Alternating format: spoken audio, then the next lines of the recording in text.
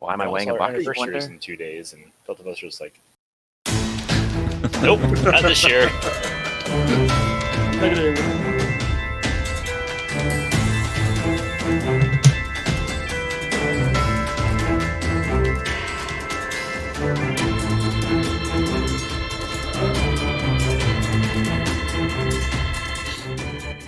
Hello, everyone. Eric Watson here, freelance writer, player of games, writer of words, recorder of videos, and tabletop role-playing aficionado. Welcome to our weekly live streamed Dungeons & Dragons 5th edition online role-playing adventures.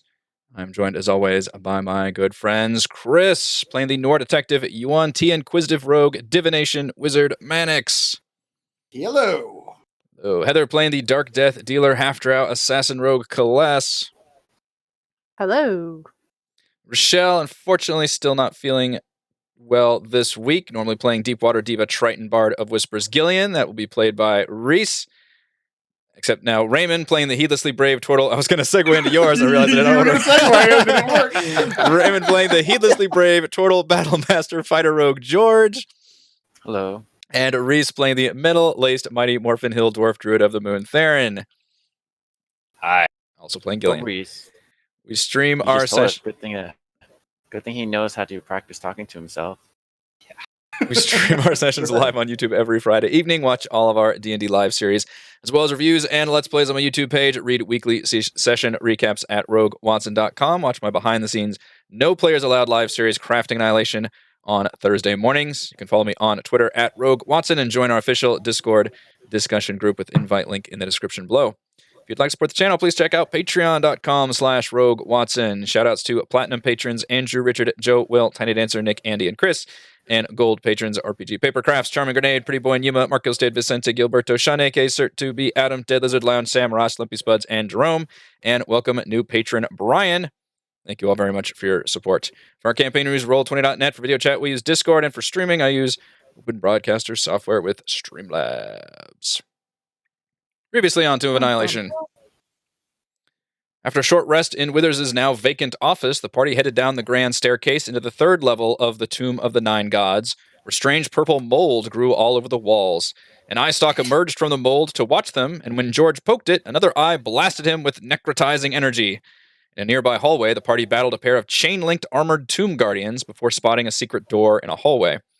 The door led to a small room containing a golden skull on a pedestal. George was hoping to use such a treasure to lure the slot into another confrontation, but when he touched the skull, it sprang to life, introduced itself as Yaka, and began dribbling an endless stream of torments. The skull could not be destroyed or deterred. George was stuck with the curse.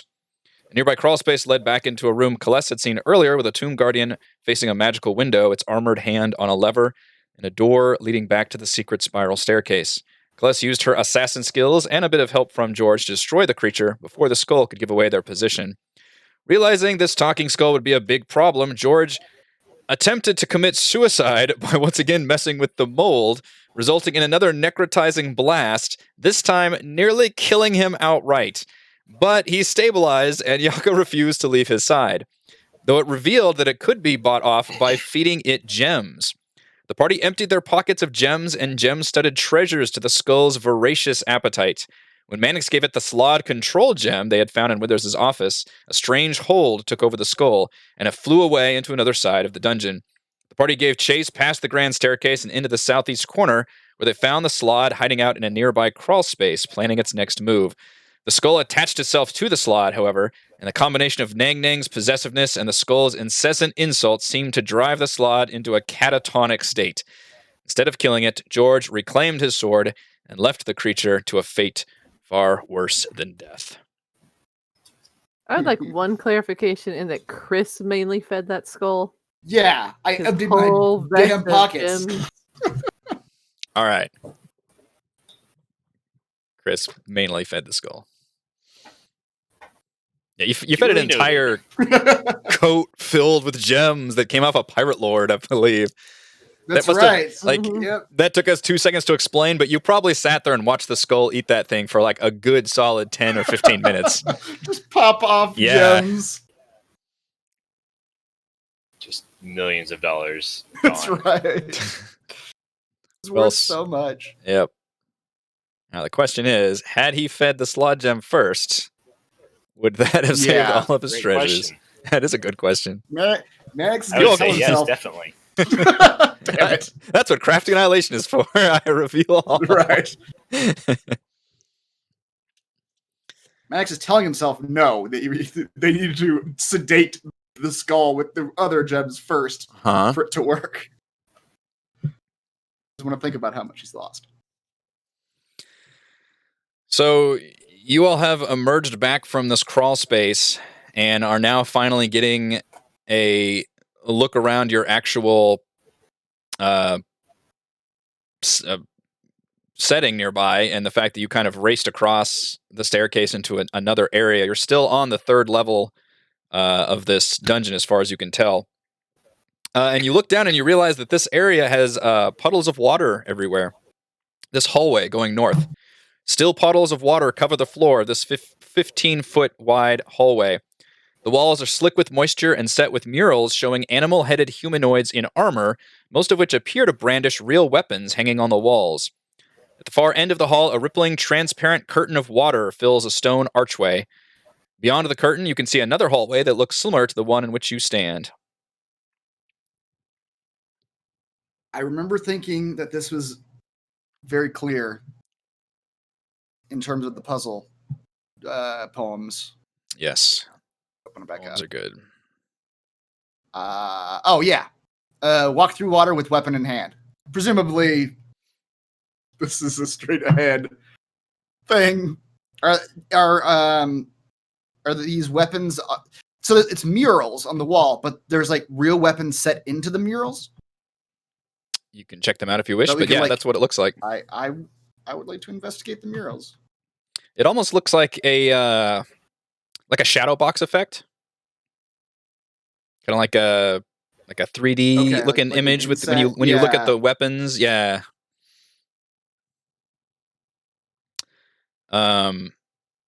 Mannix, do you 30 investigation? I do. Whatever you're about to ask, the answer is yes. The answer is yes. I was gonna ask if you have detect magic on. I forgot what the situation was. I Was. think I do. The 30 investigation. Yes. That's right. Yes, I do. The answer is yes. I'm gonna actually. I'm I've gonna start using an investigated it. actual The answer status. is yes. Yep. I'm gonna start using an actual status symbol to keep track of that because I Ooh. never can remember. That'll Yeah. last a half session. That's right. That's That's right. Why do I have this status effect on? Taking it off. I'm not paralyzed. Right. Status symbols go. always on. Let's go with this little like flare looking thing. Ooh. So you can detect some illusion magic coming from behind one of the murals to the east of the wall. And George, your true sight bandana detects a illusory wall behind one of the painted mural figures. Like it's a fake wall. Yes. Illusion. Yes. Oh, okay. They prefer to be called illusion. Fake is very derogatory. That's right. Where? Which one? Which panel? It is actually so. The hallway is lined with animal-headed humanoids, pairs of them on either side, as you basically walk up towards this waterfall.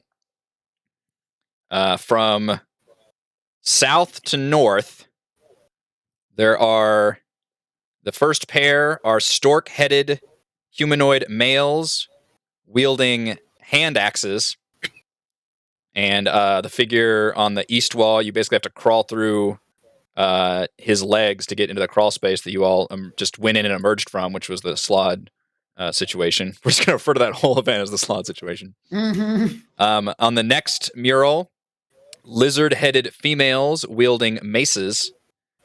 On the next mural, and again, we're going south to north, panther-headed male figures wielding blowguns. On the next mural section, hawk-headed females wielding no weapons, and it's the one on the east wall that appears to be a that George, you can see, looks like it is a fake wall, and you can see beyond it is like an alcove with a plinth, and there's supposed to be some kind of jewel resting on it. Mannix, you just detect an illusionary magic right there. Further north of that is a pair of goat-headed men wielding sickles, and then the final pair closest to the curtain, it says curtain of water, I assume that's a fucking waterfall, is frog-headed female warriors wielding tridents. So that is what's painted on all of these murals going south to north. Goat man, goat man. Okay. Theron, you've been using the staff quite a bit, and you notice it's got a let's see, how did I describe that staff? Where is it? 1 second, I need to look that up again.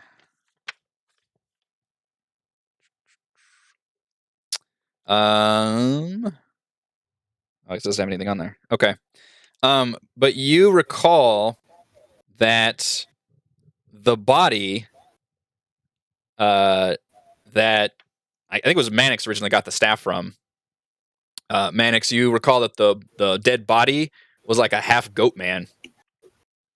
And you had recovered a staff, a spell book, and a journal entry, and realized he was one of the company of the Yellow Banner. Right. And Theron, you notice that your body is getting a little hairier than usual. My body? Your body, as a wielder and a tuner of the staff. How would I know? I'm pretty hairy. You're pretty hairy. You're pretty hairy. It's a very subtle. You're just thinking like, oh, I haven't been to the barber in a while, and I got need a to nice get my ears trimmed again. shave and trim. Yeah. Wait a second. You're getting a little shaggy though. Huh. And Yeah, that's pretty much your reaction. Like, huh? Yeah. The mural with the goat men is holding what weapon? Or was there a mural with goat men on it? Sorry, I had to mute Discord real quick. The mural with the goat men are wielding sickles. Okay. I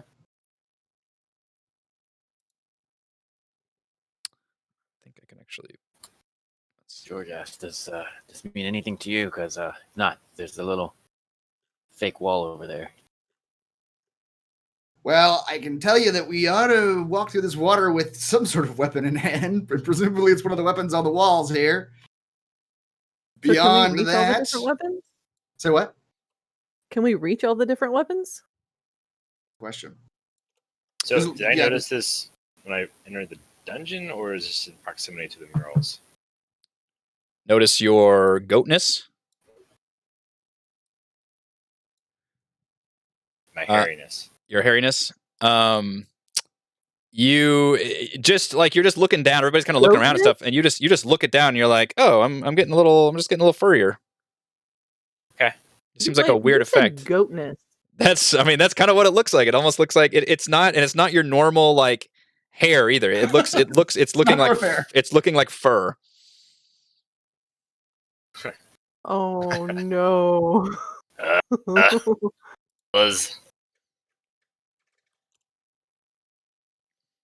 am I getting hairier to you guys? I feel warm. Yeah.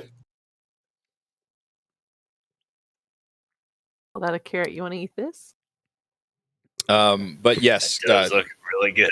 Kales, you do notice that the weapons appear to be real. They actually, upon closer inspection, and Mannix, you can see this with your investigation. It doesn't take a 30 investigation to see that these weapons are real weapons hanging from hooks on the wall, and they're hanging in such a way to make it look like these figures are holding them. But that's what kind of gives it that shadow box effect. They're actually in like the foreground, and they're just real weapons hanging on hooks. They look completely normal, mundane. They're in bad shape too. Like obviously they've been down there a while. Real gross, not well taken care of, but they do appear to be real weapons. All right, Mannix. I don't exactly know what the rule's going to be, but I'd like to remove one of the maces. Okay. From the lizard people. As you pick up a mace, nothing happens. It's just a normal mace. Okay. Looks like it's in pretty bad shape. Okay. My best guess is that we gotta be holding these weapons as we go through the water, but only trial and error figure that out. We all need to hold a different one? Maybe? Oh, the DM loves the sound of trial and error. Well, I mean, there's 6 of us if you don't include your owl, and there's 6 different figures. That's why I was asking. Sure. I mean, it couldn't hurt. The only Porfix strange wipes a one would be tear. the unarmed You counted me. Shut up, Porfix. and I punch him right in the nose. Oh, God. I'm just happy to be part of the team. Punch him again. Because I mean, he can be the unarmed, hawk-headed female. That's right. It's always been my dream. He's actually looking at these going, oh, these are fascinating. Homoan in design, surely. What could it mean? You're the All right, scholar. well, You got any idea? He thinks for a minute and says, Sirach, the warning plate said to walk with weapon in hand. There's weapons here, surely. One of them, or all of them, must have something to do with it. Yep, we got that. I'm gonna pick up a trident.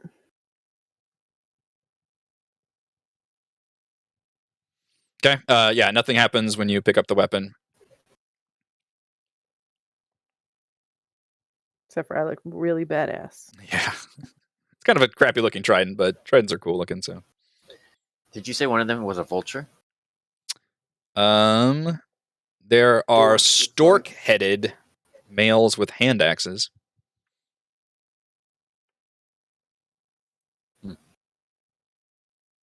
Jump all of the poem. It says, walk through water, weapon in hand, slake your shadow at the front.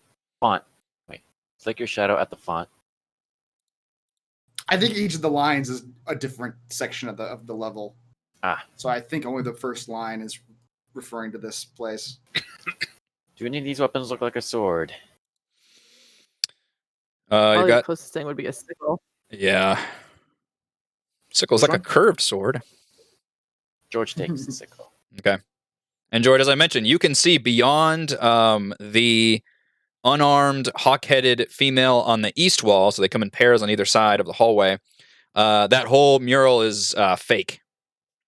And you see beyond it is a tiny 5-foot alcove with a plinth, like a little pedestal, and a tiny crystal appears to be resting on top of it. Mannix, come here. Okay. What do you make of this wall here? And as Mannix takes a close look, George pushes him through the wall. Perfect.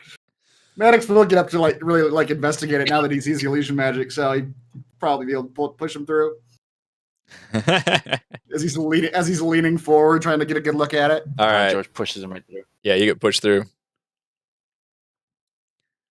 Ah!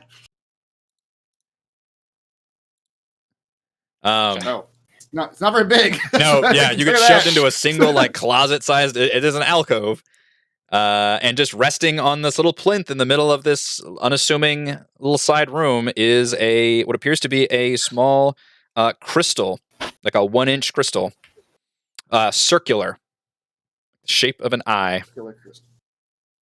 Okay. I Is there remember what any happened magic? last time I touched something. That's right. Right. I finally taught him to day. fear. It took 70-some sessions, but I've done it. At least for one session. Yep. And only He one. did kind of That's push you right. face first into it, so Yeah. Do I see any magic coming off of this thing? No. All right. I will use my mage hand to first pick up the crystal, and then I will float it over to my hand if I don't see any adverse effects. Yep. You pick up the crystal, nothing happens, and you can float it over to you, and you appear to see what appears to be a pale, a crystalline pale purple eye, like an eyeball, in like the size of an eye too. Okay.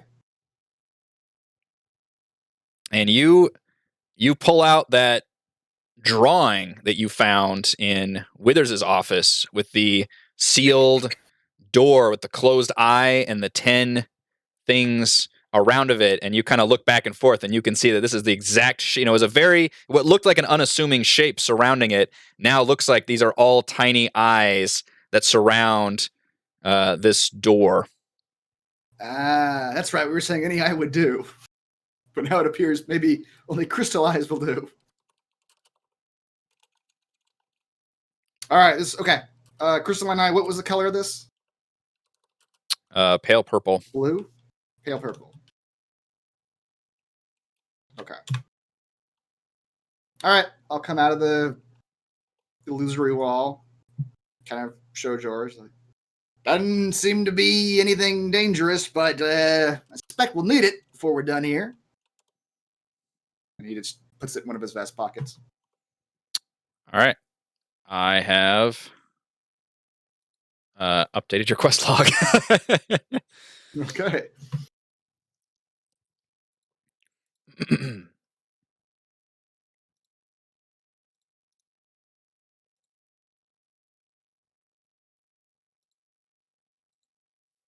All right. You do detect conjuration magic radiating from that waterfall curtain in the middle of the hallway.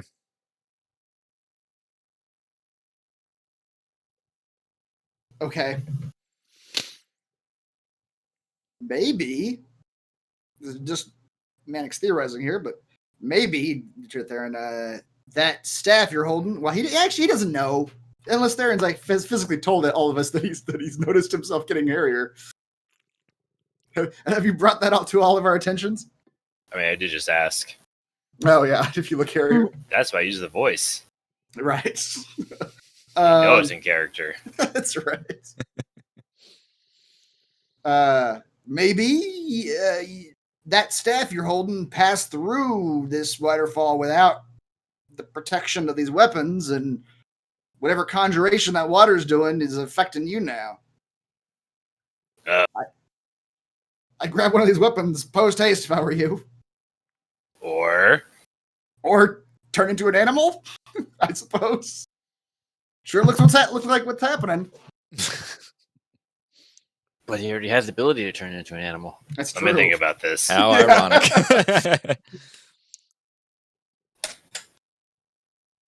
I suppose choice is better than no choice.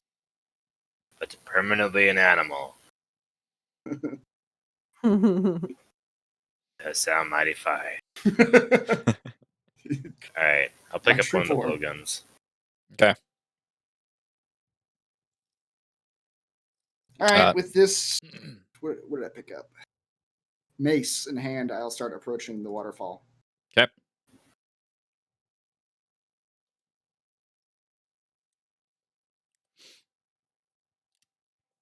Does the magic seem to be doing affecting or reacting in any way? Nothing happens as you approach, no. Stable? Nope. All right, then I just step through.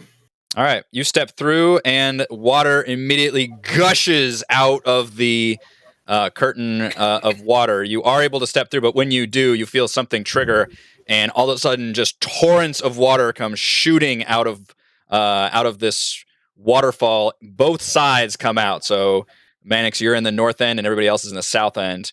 I need everyone to give me a strength saving throw, please, as water comes just hurtling down here. It's my worst saving throw. I think that's all of your worst saving throws. Yeah, I think so. This was a trap, correct?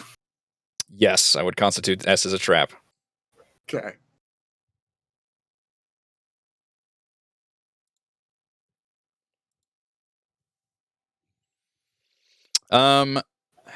George, you're not a natural swimmer, and holding underwater doesn't help you. But Gillian does have a swim speed, right? I would assume so. If she has a natural swimsuit, then I will give her advantage on this save, because this is water like just shooting out. She is amphibious. Says you can breathe air and water.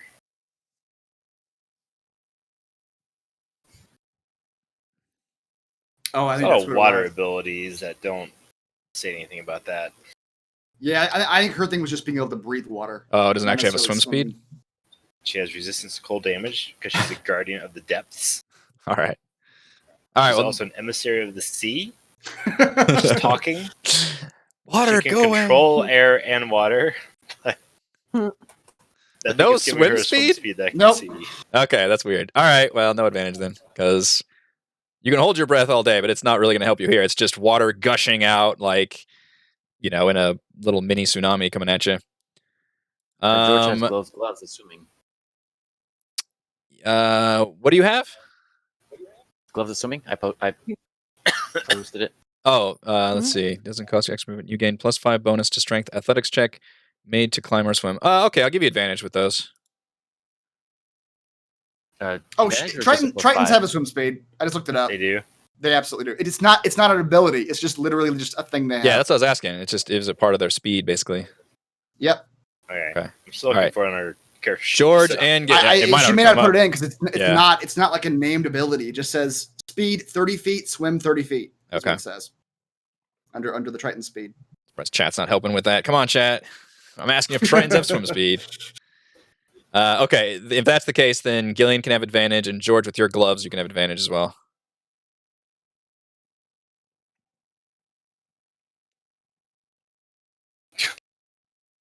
All right, George, with your gloves, you're able to kind of fight back against it. Gillian, not so much. It looks like Mannix and George are going to make the save, so you both take half of 12 bludgeoning damage as the water comes shooting out, and you both are able to kind of stay not knocked back from it, although you kind of fall to one knee and just kind of like brace yourselves. However, the rest of you take a full 12 damage and get knocked back pretty much as far as this hallway goes. And then you notice as the water shoots down, it then kind of seems to recede just magically into just puddles to where it doesn't even exit this hallway. All right, Does let's it- try does it- next. Does it look to me like it reset or like that was it? Like it's been triggered? The waterfall looks like it's back to being a normal waterfall, but it looks like it's still radiating magic. I don't know what I did wrong. He yells at the waterfall. I don't know what I did wrong, but I did something wrong.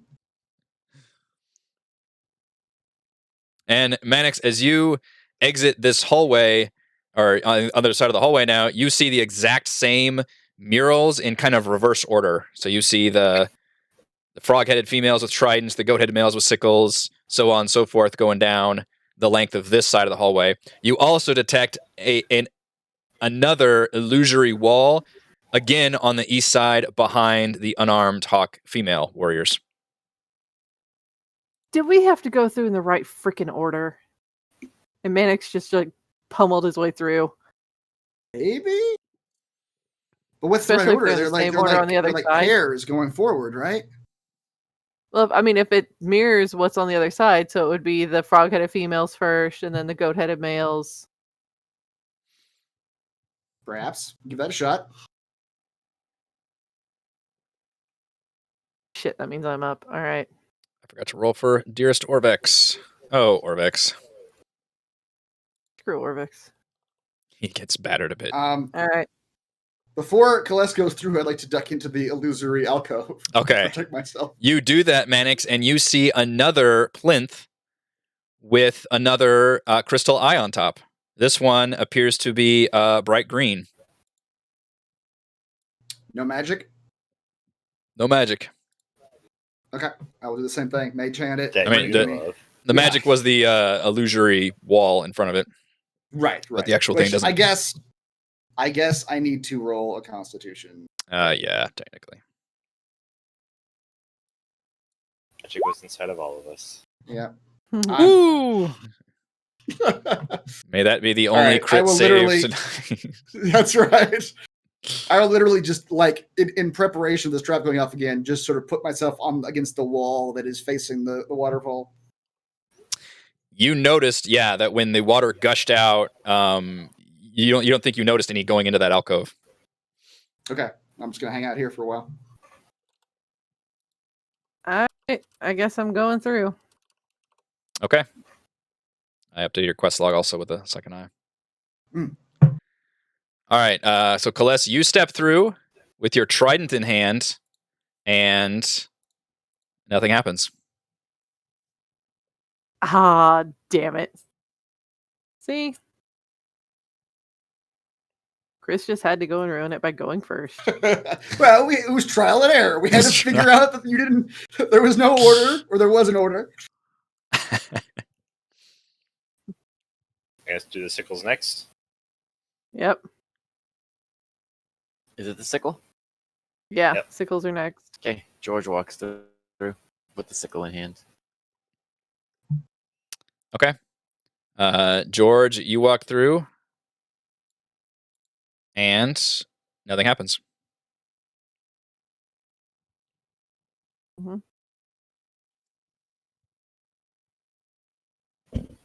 Someone push Orvix in.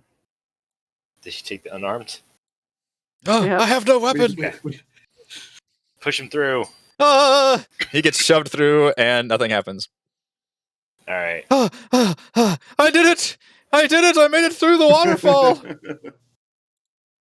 I guess Gillian takes the hand axes then. I don't think she took anything. Okay, yeah. I'll go next. With the blowguns. Okay.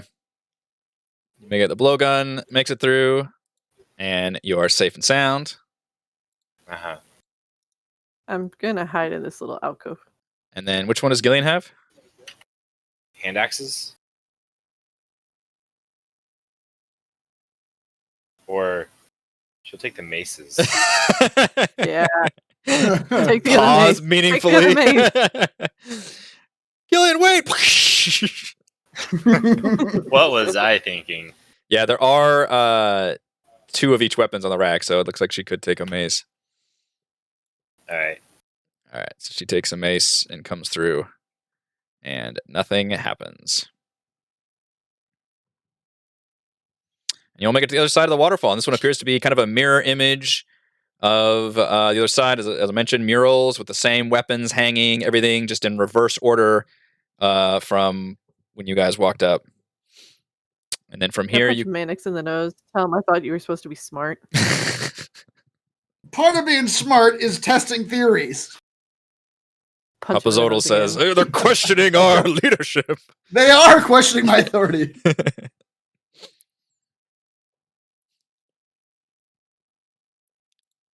Wongo sneers. Can we kill Wiry Man yet? Not yet. Let's wait for the right time. Mm. Right. And you also see beneath the stork-headed male with hand axes, there's another crawl space, just like there was on the other side, which Kaless is standing in front of, and then another hallway extends around the corner to the northwest. Guess I can go in here and check this out. 'Cause I still have freedom of movement on, so it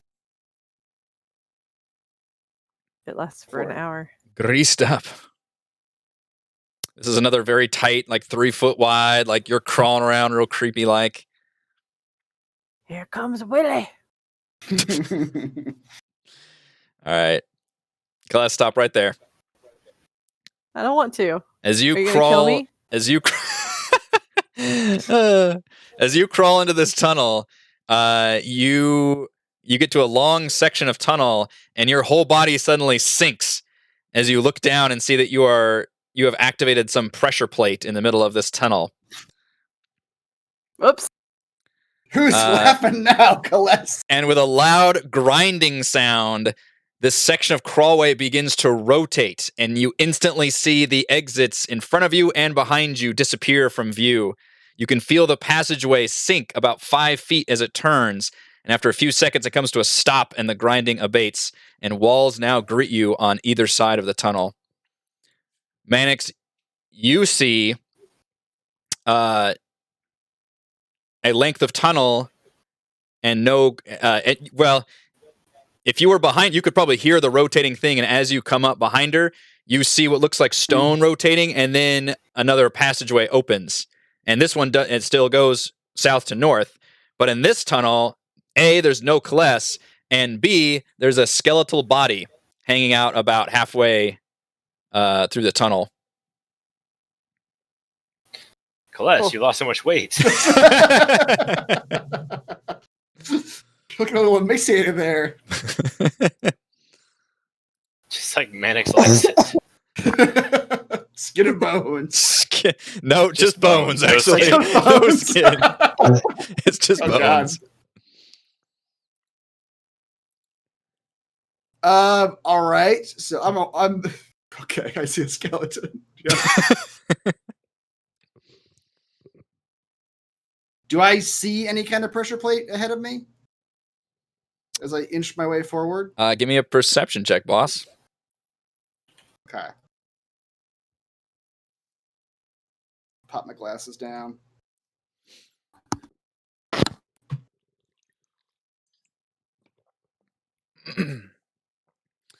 You see what appears to be a seam along the edge of the tunnel right behind where you are here, and then ahead of you by about 20 feet that look like places where the entire tunnel detaches from the wall.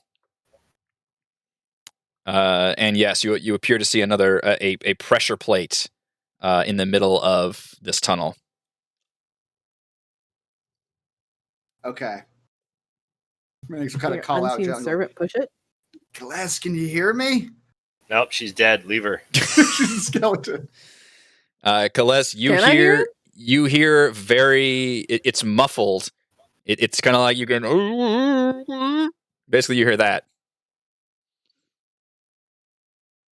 Yay. And your world is very tiny right now. All you have is that length of tunnel, about 20 feet in one direction, another direction, 3 feet wide, and that's it. There's just walls. Yeah.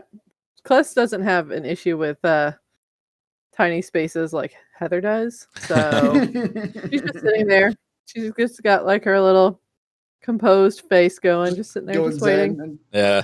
Someone will figure this out. You do realize that at some point you're kind of looking around and the air feels stale, and you're realizing that you have no air in this area. You feel like you would have like hours. You feel like you would have hours and hours of air, but like eventually you would run out of air. So how big is the pressure plate? That's a good question. It appears to be managed from what you can see in the middle of this tunnel crawl space, and for Celeste, it's pretty much takes up that like middle 5. That yeah, I guess it's not 5 foot wide, but it's 3 feet by whatever how tall it is, but it's right in the middle and covers that entire middle section of the tunnel. So it's 20 feet long? No, it's just the middle. If it's a 20-foot long tunnel, then it takes up like one of those 5-foot sections. So if I take a step off of it, does it go back into place? It does not. Yours appears to not do anything. Like it's pressed down. Like it appears to be locked in place, and you can't. It's like a button that's like stuck in. Like little bubble things. I'm waiting for someone to push the other side. Yeah. Mannix on the other side over here. Push the other button. Okay, before I save Celeste, though, let's.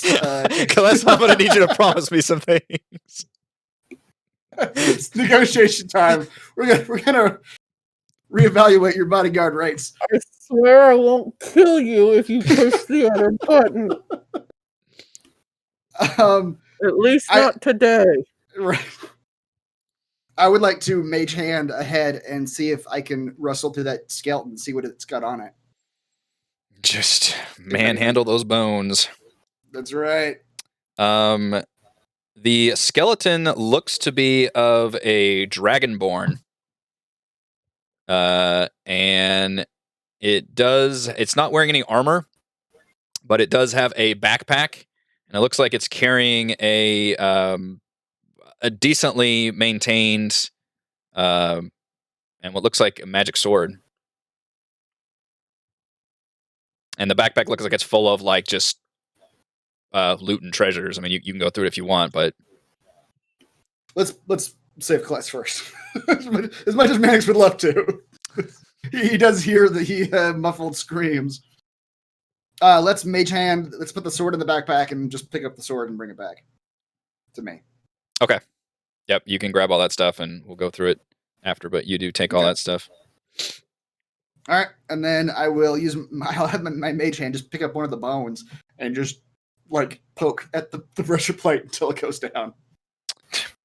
Okay, you're poking at it, and this is a pretty good-sized stone pressure plate, takes up the whole tunnel, and you're realizing there's not nearly enough pressure, I guess, you're exerting on this pressure plate to seem to activate it. Okay, interesting. Can your unseen servant do it?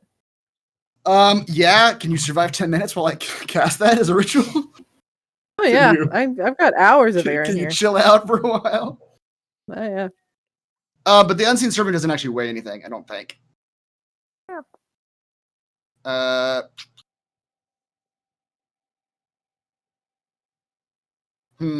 What's the solution to this? We need to put something heavy. Can we put Orvex on the pressure plate? Celeste would love that. Use your owl. Orvix works too, but you can use your owl. I think my owl probably weighs less than a sword, to be honest. Yeah, I tried. Orvix it is then. I'm looking through my inventory to see if I have anything heavy that we can like push onto the pressure plate.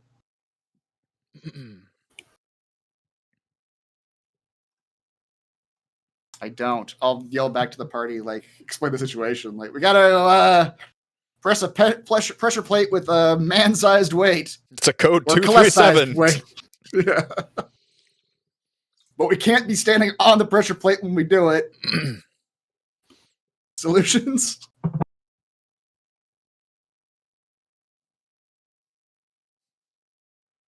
No? Okay, Celeste is dead. Don't everybody rush to try to help save me. Or anything. George, you hear Moa in your brain say, is someone in trouble? We should help them. Who's in trouble? My god is saying, there's something really scary ahead. Stay right here. Yeah, basically. Like, oh no, She's on her own. They're lost. The dungeon swallowed them up. All right. Where's the pressure plate? I'll come out of the tunnel. It's in the mid. When you go down that tunnel, don't advance down the tunnel. Or when you make the left-hand turn up there, it's in the middle of the next hallway. The one that goes north to south. Okay. Go through the tunnel, make a right, and it's in the middle of the hallway. A left, but yes. You can only turn one way. You can't. Yeah. There's only one direction of the tunnel. When it turns, don't advance any farther. And you When gotta you get push to the the big pressure log, plate. make a right. That's right. Forks, and there's a water fountain in the middle. Turn around 5 feet, and then make a left. Okay. When you see the red old barn, You've gone too far. talk You got to Shim. He'll show you the way. Tell me, do you have a pitten or anything like that? I might, yeah. Something I can just jam in there? I want it to turn. I do have some pittons. I'll give you a pitten. All right. George takes a pitten and he climbs through. They just start talking about rock climbing That's Mhm. right. for hours. All right. So he's looking. Where's this pressure plate? Yeah. Since you're looking for it, George, very intently, you can see right in the middle, kind of right behind where this skeleton body is, appears to be This way. right, yeah, behind it. So right here in the kind of in the middle of this area, you see what looks like a very well hidden pressure plate in the middle of the tunnel. So George pushes it down. And it springs back up. How much weight do you put on it? Are you like putting your hand on it? Or are you putting your whole like? He's going to push with his hand. With his As much as necessary.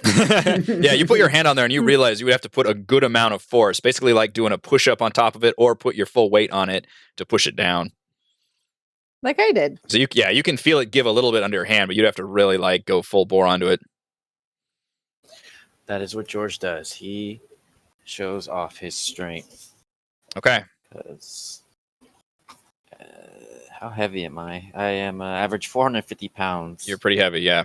All right, so you put a hand on there and you shove all your weight, not all your weight, but you begin to shove some of your weight on there, and that pressure plate does sink down and click. And George, you glance up and see exactly what Kales saw. You saw your world just spin out of view, the tunnel in front of you and behind you disappear, and all you see is walls. And you see, I guess you spin the opposite way. You go counterclockwise, and you feel yourself rising up. And then all you see are walls on the other side. And then, Kales, you spin around as you feel it rise up. And I didn't explain this very well to George, I'm afraid. And Put him in now, the trap. yeah, George, you're in the same section of tunnel with the body right next to you, but now you're looking at walls on either side. Kales, now you're in your same tunnel, but you've been rotated to where you now see openings on the north and south side. This is a fun ride. No one else is around, so I'm like, huh.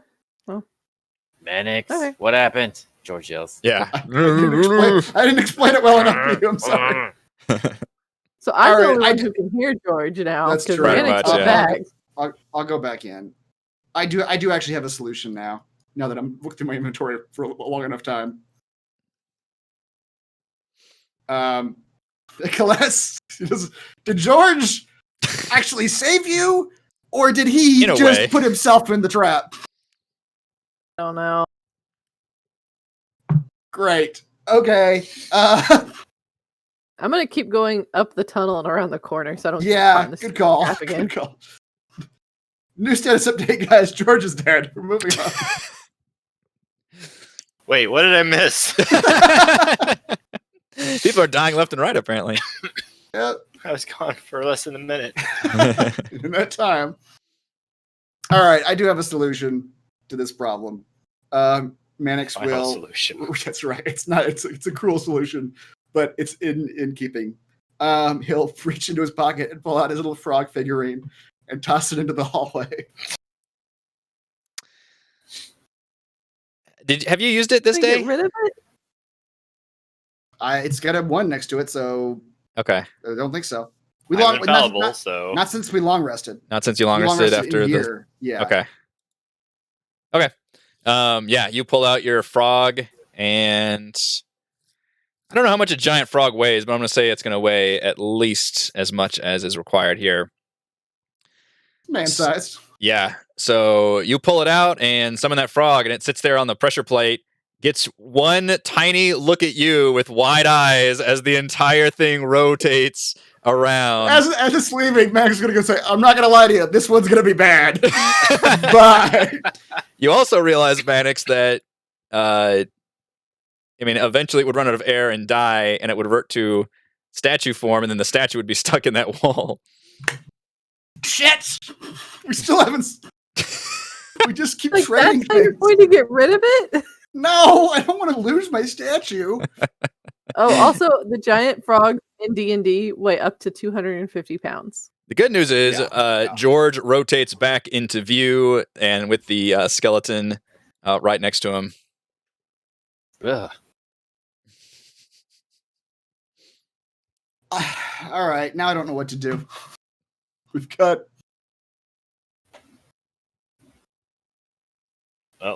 Looks like it's your turn. It's right. Everyone pile in. Let's go in the tunnel.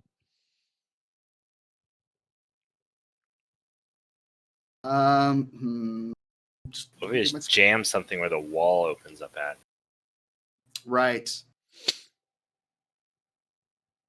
That's true, Manix. Did you see where the tunnel breaks? Maybe we can Yeah, shove that pit in there halfway. Right, I thought you were on the other side of the wall. Now he he's just freed me. He The just frog's stuck freed now. him. Now my frog's in the hole. And you see, Celeste, you see this crawl space continue on, kind of around a curve to the northwest as well. And Darren, you see another hallway to the northwest. Okay. Are we trying to still save Celeste at this point, or that your frog now? My frog now. Okay. So Celeste is dead to us. No, she made it out. She's fine. She made it out when George got okay. trapped. Sorry, I missed a lot. It's just continuously. It's a constant switching thing where whoever's in the trap, the next person who presses the button to get them out of the trap, they go in the trap. Right. And it's just this terrible cycle. So let's just move on then. Right, basically, just don't be the last person. Don't be the last person. Is yeah.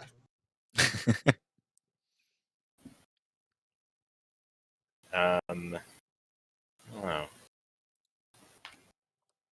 Let me see how much my unseen servant weighs, if anything. If anything. All right, Manix, how about if you activate the plate and I'll try to hold it halfway.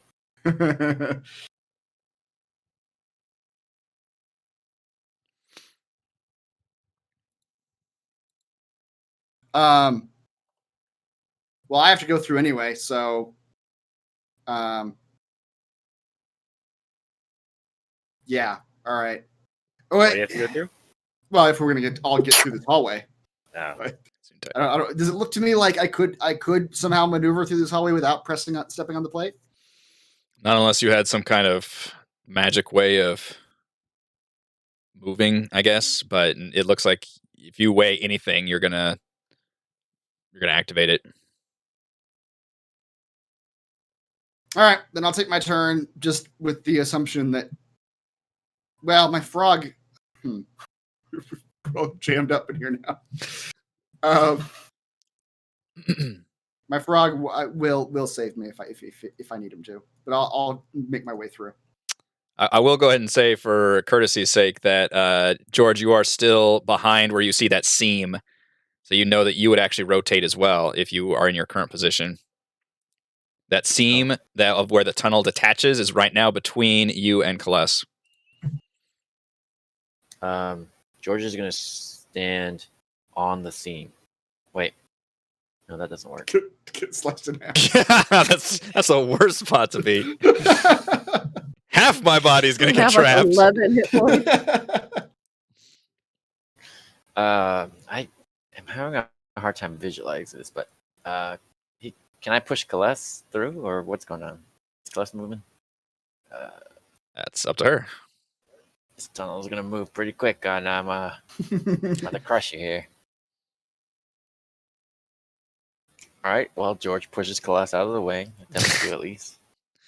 Celeste, do you want to be moved, or do you want to sit there? I'm watching what happens, man. You guys can do a contested athletics check. George might win this battle. He's pretty strong.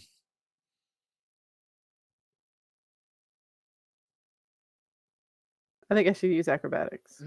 You cannot acrobat. You don't even have your arms right now. You're just like, ah! Like two worms fighting in a cave. So when I see George trying to come up where I am, since I can't really move too much, can I put my feet on the wall and just shimmy up the wall? So George is literally underneath me. There's not enough space for that. This Really? is a one per. Yeah, there's enough space for one. It's like picture an air duct, picture for one person to squeeze through with their body. Unless one of you was I'm shimmying up the wall. There's no shimmying up a wall.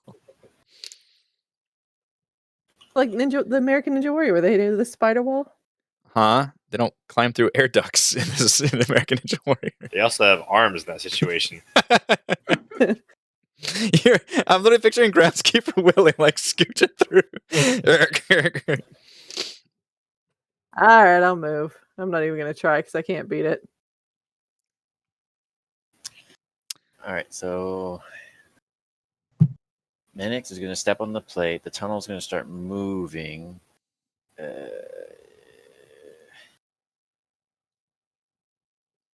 I you know what? I got one more trick up my sleeve that I think can solve this problem. But I need everyone to come out first. I need there to be one person left. All right, so are you shimmying onto the plate? Yes. Okay, so same thing happens. Your world rotates from view, and you end up in a tunnel by yourself, cut off from the rest of the view. Like Theron, you see this tunnel just spin, rotate out of view, and then a new tunnel appears. This one with no Manix. But my frog's there. Oh, Oh, sorry, the frog is there. Yeah, sorry, the frog is there. Come on, frog. I'll give you a better home. I forgot about the. Actually, have to put the frog on there. Yes, come to us, frog. The frog will hop towards George. Get out of the way. Move out of the way. Yeah, everyone's gonna have to move out of the way eventually. Yeah, so I guess you have to yell out to the frog to try and command it. Do I have to audibly, or is it? I don't know. What are the rules for that? Or do I have rules? Yeah, I thought I could just do it mentally, but let me pull up the thing again. Tormented mentally. I think it's just an obeys your commands. I'd have to check. Oh yeah, it's spoken commands. Okay. Yeah. Well, I'll do my best to yell out. Yeah. It needs to just get out of the hallway. You feel like Follow you George. would, yeah, you can do it here and give it like one command, but after that, you don't think it'd be able to understand you. So basically, you could tell it right now, like move north or south, but you won't be able to like command it meticulously from there. Yeah, I'm just gonna command it to go north and get out of the hallway. Okay. George, this giant frog starts squeezing on through towards you, looking very irritated. George continues on. All right. The tunnel is now free.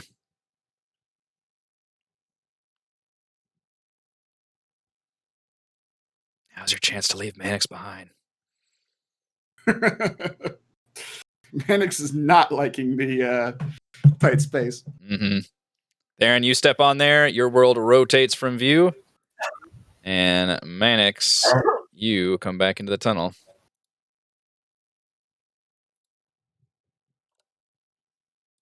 You see your frog ahead of you now, looking at you pissed off. All Theron, right. you've got a very tight, small tunnel world. No. For this to work, we're all gonna have to get out of the tunnel. I need to be the last one to leave the tunnel. Okay, here I come. All right, so Gillian, Gillian. as controlled by Theron, yeah. We'll step on So there. good at this. Yeah. Theron, you rotate back in Forward to there. Forge next week. Gillian is now stuck in the tunnels. Oh, Orvix. Orvix is like, Oh yeah, I guess Orvix is. You guys see hair nor hide of Orvix. Trap him Oh. there for all. This is how we It's finally like, deal with I'm Orvix. not going in that tunnel. I'll meet you all somewhere else. Orvix is gonna die. Okay.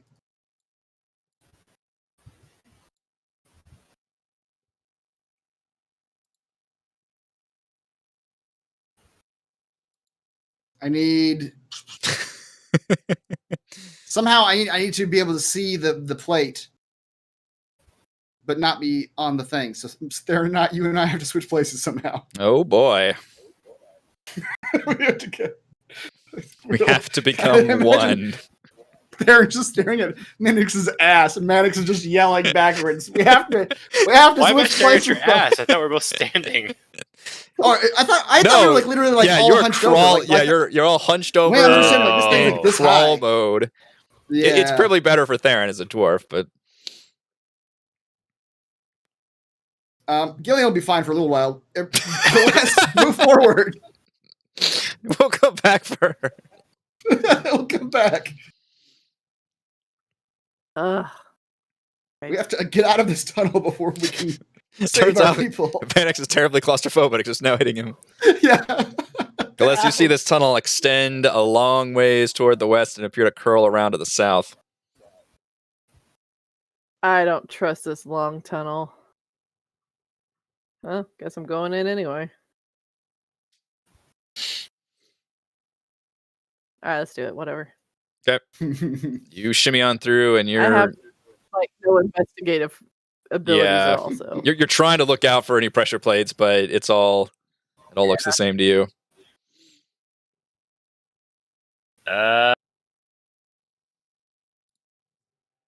I just left everybody behind in the dark. Yeah, Kales, you make it through that whole tunnel, and you don't appear to set off any pressure plates or anything else. The whole tunnel was clear. Kless is just George, gonna start you gotta screaming out go in too. pain, making people think Oh no. that there's things. Try to make grinding sounds. Uh-huh. George, we need you to go. Your turn. We're getting out of here. George crawls. Yeah. Boy, this is a long thing.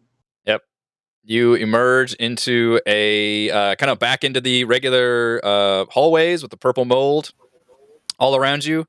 You see let's see, where's a corridor that ends at a block of stone on which is painted a 7-foot-tall jackal-headed humanoid with a circular gold medallion around its neck. And all around the figure are carvings of locusts. And you see what looks like a kind of a conspicuous peephole to this, like a hole through the wall to your east. Mm-hmm.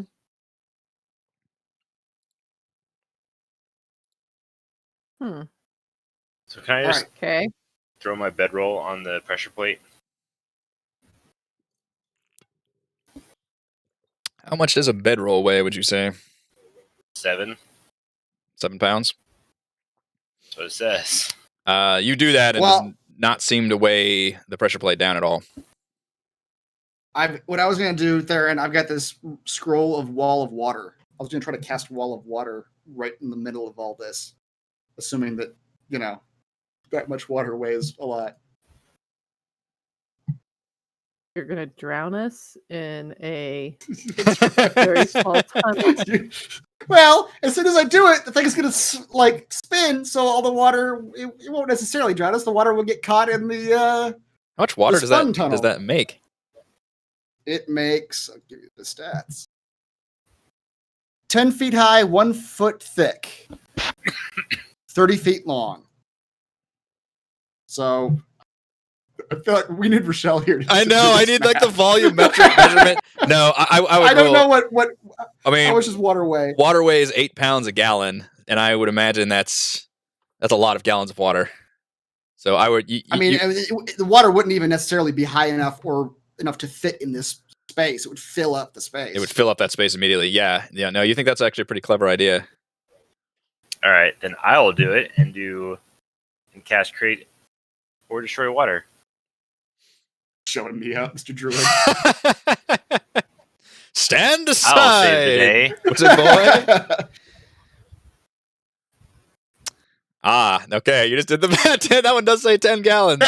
That's very useful. I'll be honest. Your solution was far cleaner than mine. Mine's going to make way too much water. Yours were going to create a bit of a okay, everybody, we got to go right now. Just water. Yeah. Gillian can swim, right? Shoot. Yeah, exactly. And she can breathe underwater, right? Have we determined that yet? It's fucking slippery slide. No, Theron's is far more elegant. Theron, you make a nice cube of clean water and pour it right on top of this pressure plate. You scooch back real quick as this whole thing spins around. Immediately, that pressure plate goes down. The whole thing spins, and you see Gillian right back in the trap. Mannix, you can have a point of inspiration because I think that was your idea. He was stolen from me. Yeah. But thank you. But that was actually really clever. It shall be rewarded. All right. Well, now the frog's out, even though I didn't necessarily need him out or want him out, but just follow me from now. Yep. You hear a voice that says, George, what have you guys been up to? You hear a voice that says, hello? Hey. Oh God, you survived. But you hear it coming down from around the hall.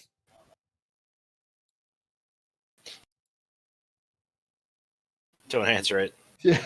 I'm not gonna. I'll just be really quiet. Just ignore it. You'll think we aren't home. Is that you guys? Close is gonna put on her scariest voice ever and just start making like creepy sounds and things like that just to see what happens. Oh God.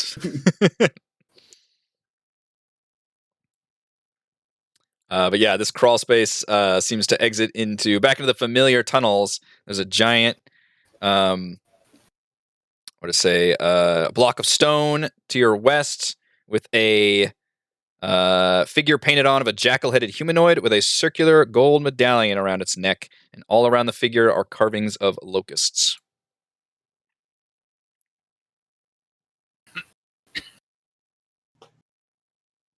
Is it a real medallion? It's around his neck? Or is If the you would carving- the like carving to itself? inspect such a thing, we have checks for I that. would. If I can get around George, it's a real tight space in this.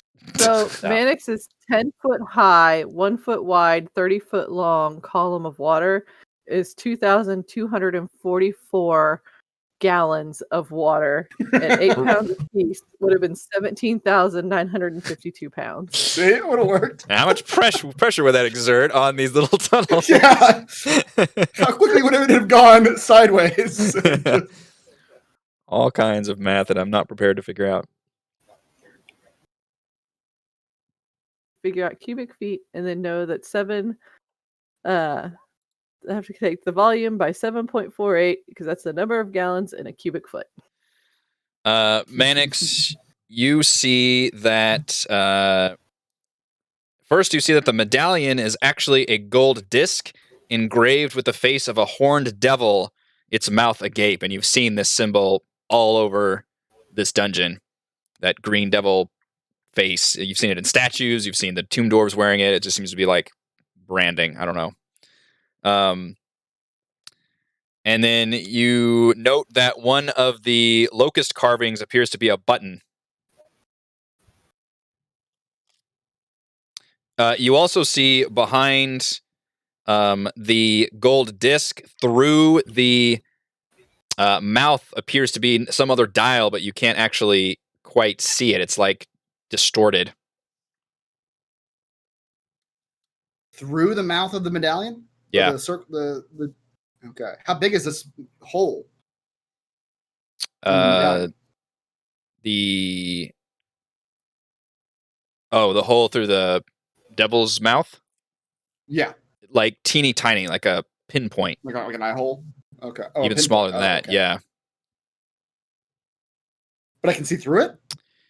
With that investigation check, I'm saying that you can tell there's maybe something through it, but you can't, without some kind of other thing, you can't see. Sure. But does it look like the medallion is removable? Or is it fixed in place? It does look like it could be removable. You also note that there is a conspicuous like peephole, like a hole through the walls on this east side that kind of look at this block. Oh. Wait, hold on. George, step over. I think Orvex is literally right down there. Orbex? Hey, George calls out. Why did we go through all that? hey, guys! There was a hallway right here. What do you mean? What do you mean? Hey, Telling us about the hallway that he's standing in. Oh. hey! I'm right here. I just went through God damn the. it. I just went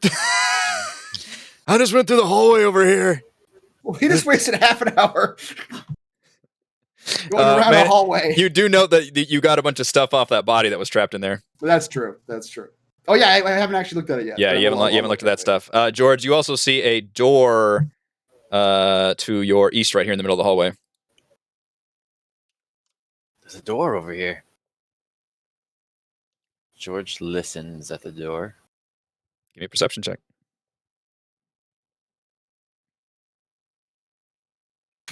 You just hear the gurgling of purple mold around you and like Orvek's breathing. What's going on? You This guys, room sounds empty. I think it's a great place to rest. As he opens the door. Okay. George, you open the door. Give me 1 second.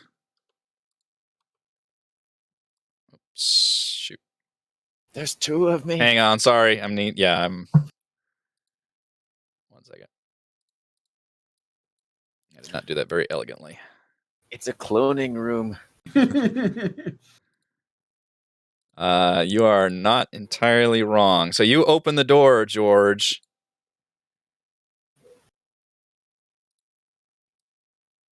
Move into place. Okay.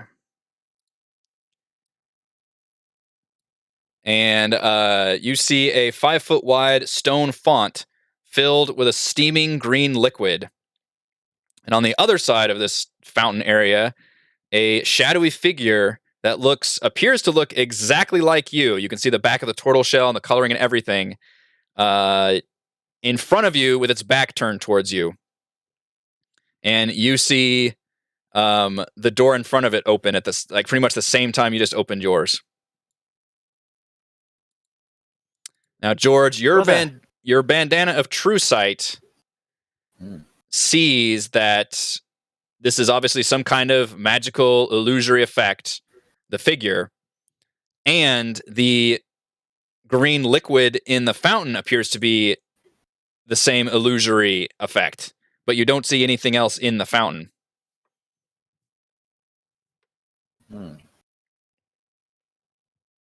What could this mean? We're in a trippy nightmare. George is going to play around. He turns 180 and then looks behind him.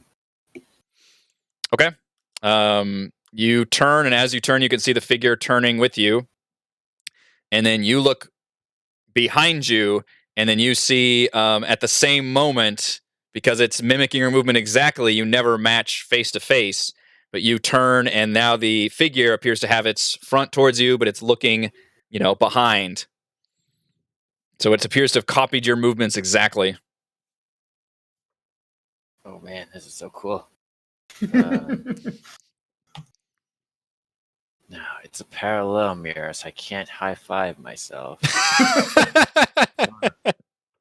But it's always been one of your dreams. So Now, so the steam is fake, the turtle's fake.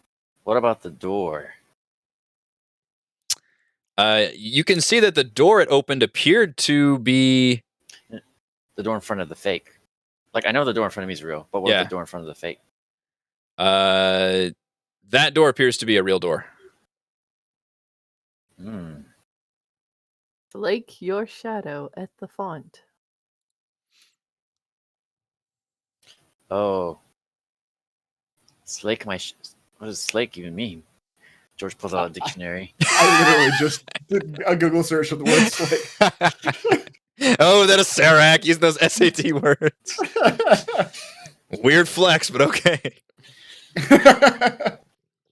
Guys, I see this shadow in the font, but what does slake mean? Anybody got Take a drink. Orvex runs up, is like, "Oh, to quench one's thirst. I- Shut up, Orvex. oh, you have the internet. Oh, I guess you don't need your old buddy Orvex then. I'll just go stand in the corner then." No one likes that guy, Orvex. Go away. I know stuff too.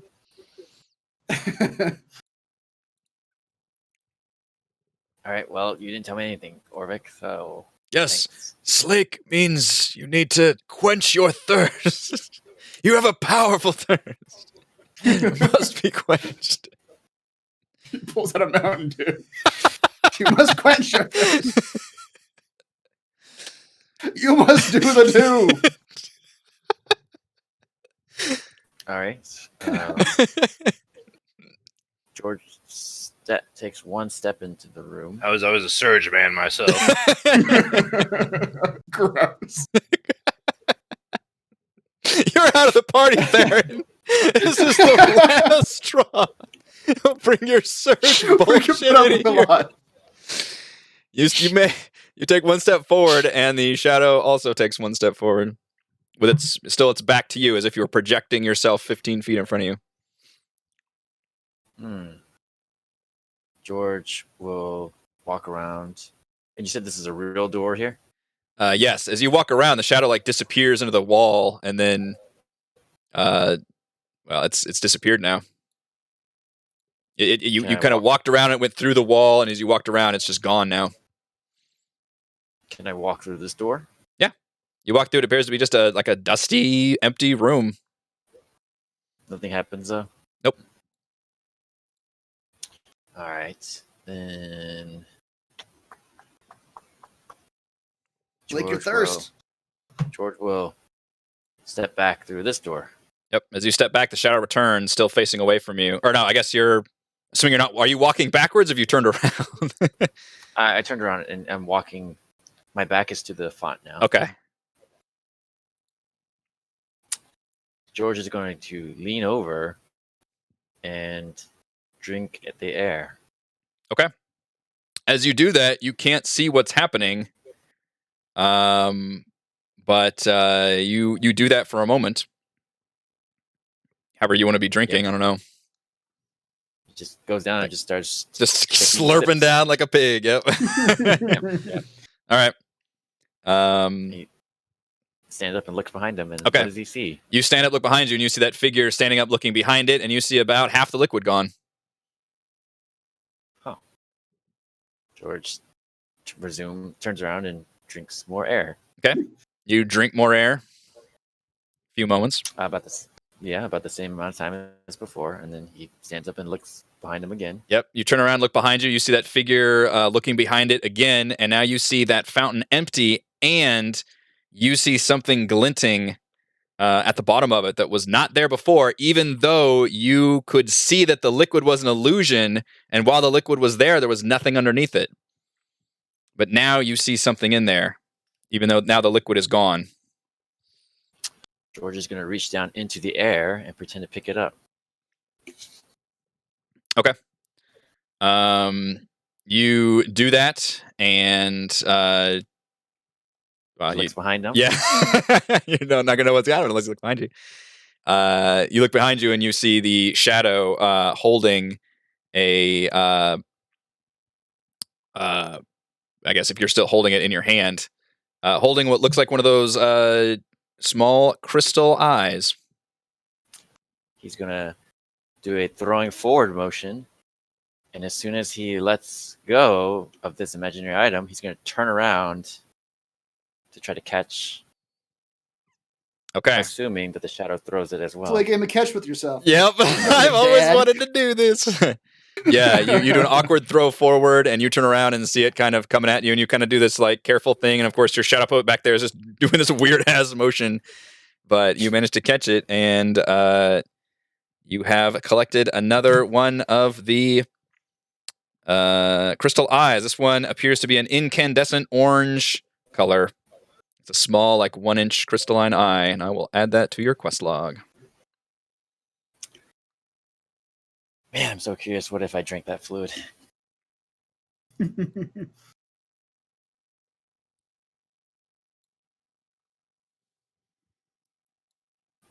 Starting to learn the DM's tricks here.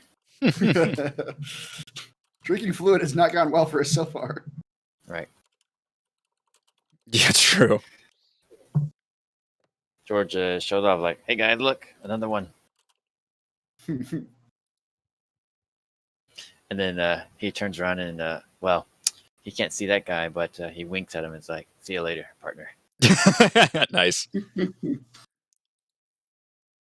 All right. George, I'll give you a point of it. Yeah, I'm going to give you a point of inspiration for basically just fucking nailing that room.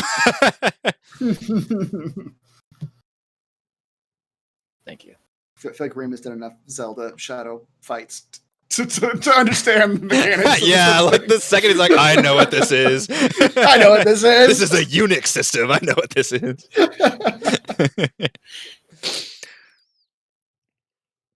If only all the traps were so intuitive. Yep. Why don't we take a break here and we'll get back to what the rest of you are dealing with in about 10 minutes.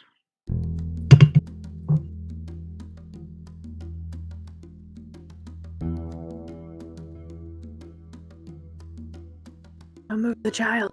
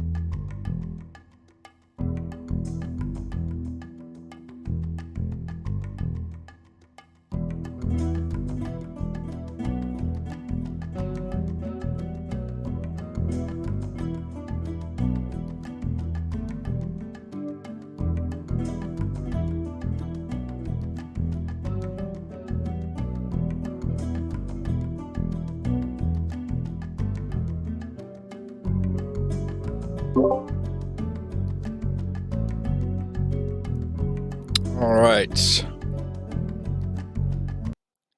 Coming back from break. George has returned, carrying another crystal eye. You all have now seen that Orvex has, in fact, just gone around the hallway to rejoin you all. You are still in front of a stone block section of the stone wall here, to Colesa's west, with a painted jackal-headed figure with that gold medallion. And Mannix, you could see that there was something through that tiny little devil mouth opening. And you saw that one of the locusts surrounding it was a button you could press. Okay. And what's the story with this eyepiece to the east of it? Yeah, it looks like a peephole from your point of view. All right. I'd like to go to the other side of it and look through the peephole at the door. Okay. You look through it and you immediately realize this is a magnifying lens. Some kind of magically designed a magnifying lens through 5 feet of wall. And when you look through it, it is pointed directly at the medallion and pointed directly through that devil mouth hole. And you can see there's a little hieroglyph that's still small for you to see, but you can make it out just by looking through this, of a, looks like a vulture face. Hieroglyph of a vulture face. All right. What clues do we have about vulture faces? Positive there is one.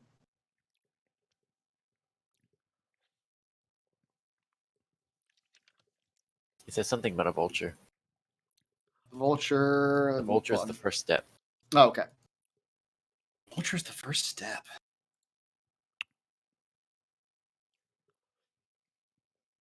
Right the gods.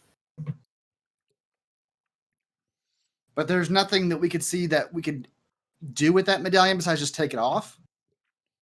Can we turn it or of some kind? Or is it just... It doesn't look like there's any other way to manipulate it. The only thing you saw was that one of the locusts was a button.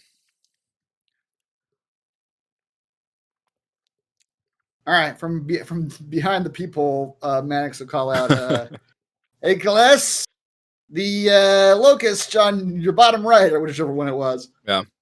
You want to press that in for me? You're standing there. That's the only reason I ask.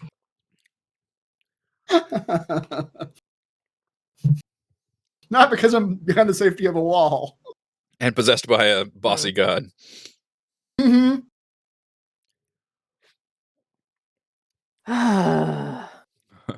She begrudgingly pushes the button. But she'll push every other locust first that she knows isn't the button. You're just stabbing with your finger. Yeah. Just to make him go, nope. Not that one. Two below. Nope. To the right. Nope. The other right. Okay. You press it, and the entire stone block sinks to the floor with a gentle rumbling,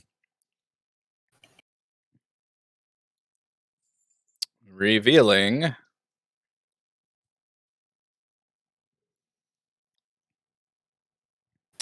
a large rectangular room illuminated by torches. 4 stone sphinxes crouch in each corner. At the center of the room, a gold inlaid funeral barge stands atop a 3-foot stone dais, and you recognize this room.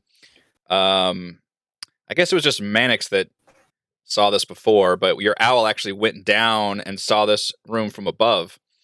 This room, I'll continue. Right. Resting on the deck of the barge is a small golden sarcophagus decorated with horned rabbits. A dark shaft opens in the ceiling directly above the barge. To the south, a corridor is visible through a set of fangs carved into the wall.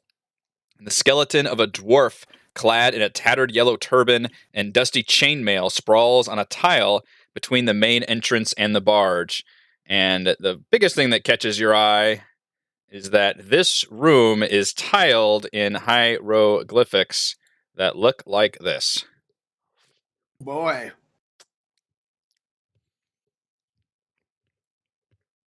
The vulture is the first step. The first one there is the vulture. Yep. Okay. Well,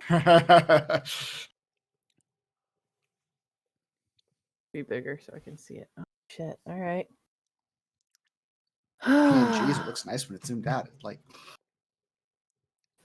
The next line Okay. says, "Write the gods," with the RIGHT.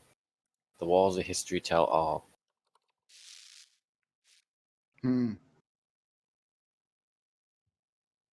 Okay. Well, I'll step on the vulture and then motion for Mannix to come up. As soon as you And- step on, does my people? Oh, sorry, go. as soon as you step on the vulture, that stone block rises to block off Ah, fuck. this room. Oh. Wait, which block rises up? The Door. Yeah. Yeah, that acts as a Oh, door. Mannix. Quick, step on another one. As you are, as you're looking at it, however, you're still standing there, and you see that the dial has rotated, and now shows a different image. It looks like a snake.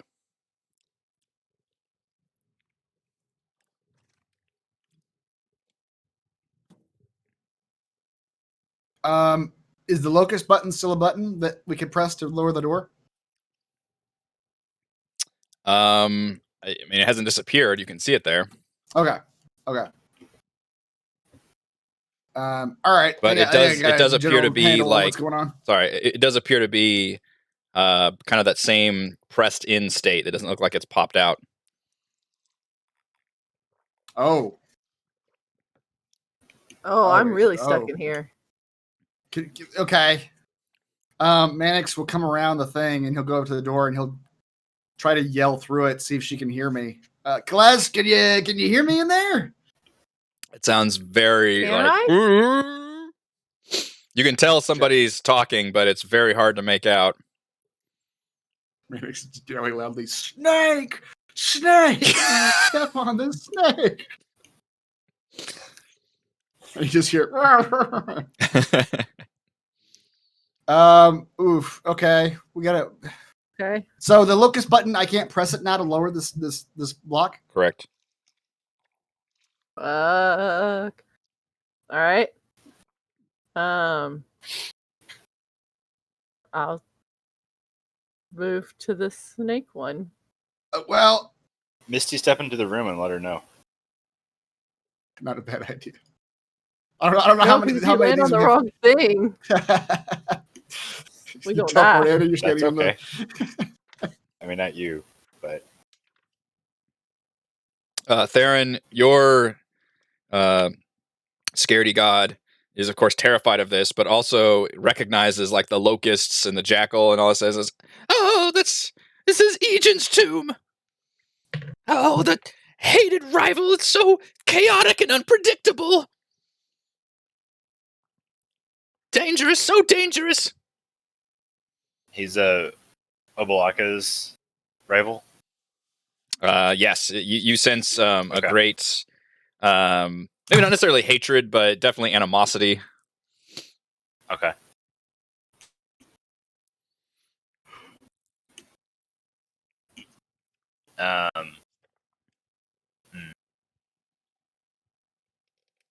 I'll pass that information along.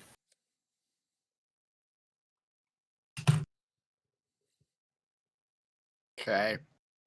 I don't know. Stepping on the snake or no? Got any tips on talking through walls? Oh, yell real loud. Don't go into dangerous places. Don't you have a cantrip to make an illusion or something? Yes, but I'm pretty sure everything I have would require me to see the spot. But let me. I mean, you take a did look. see into the room, I did so see into the if you room. can, like, imagine the dais that the thing is on. Do I need to?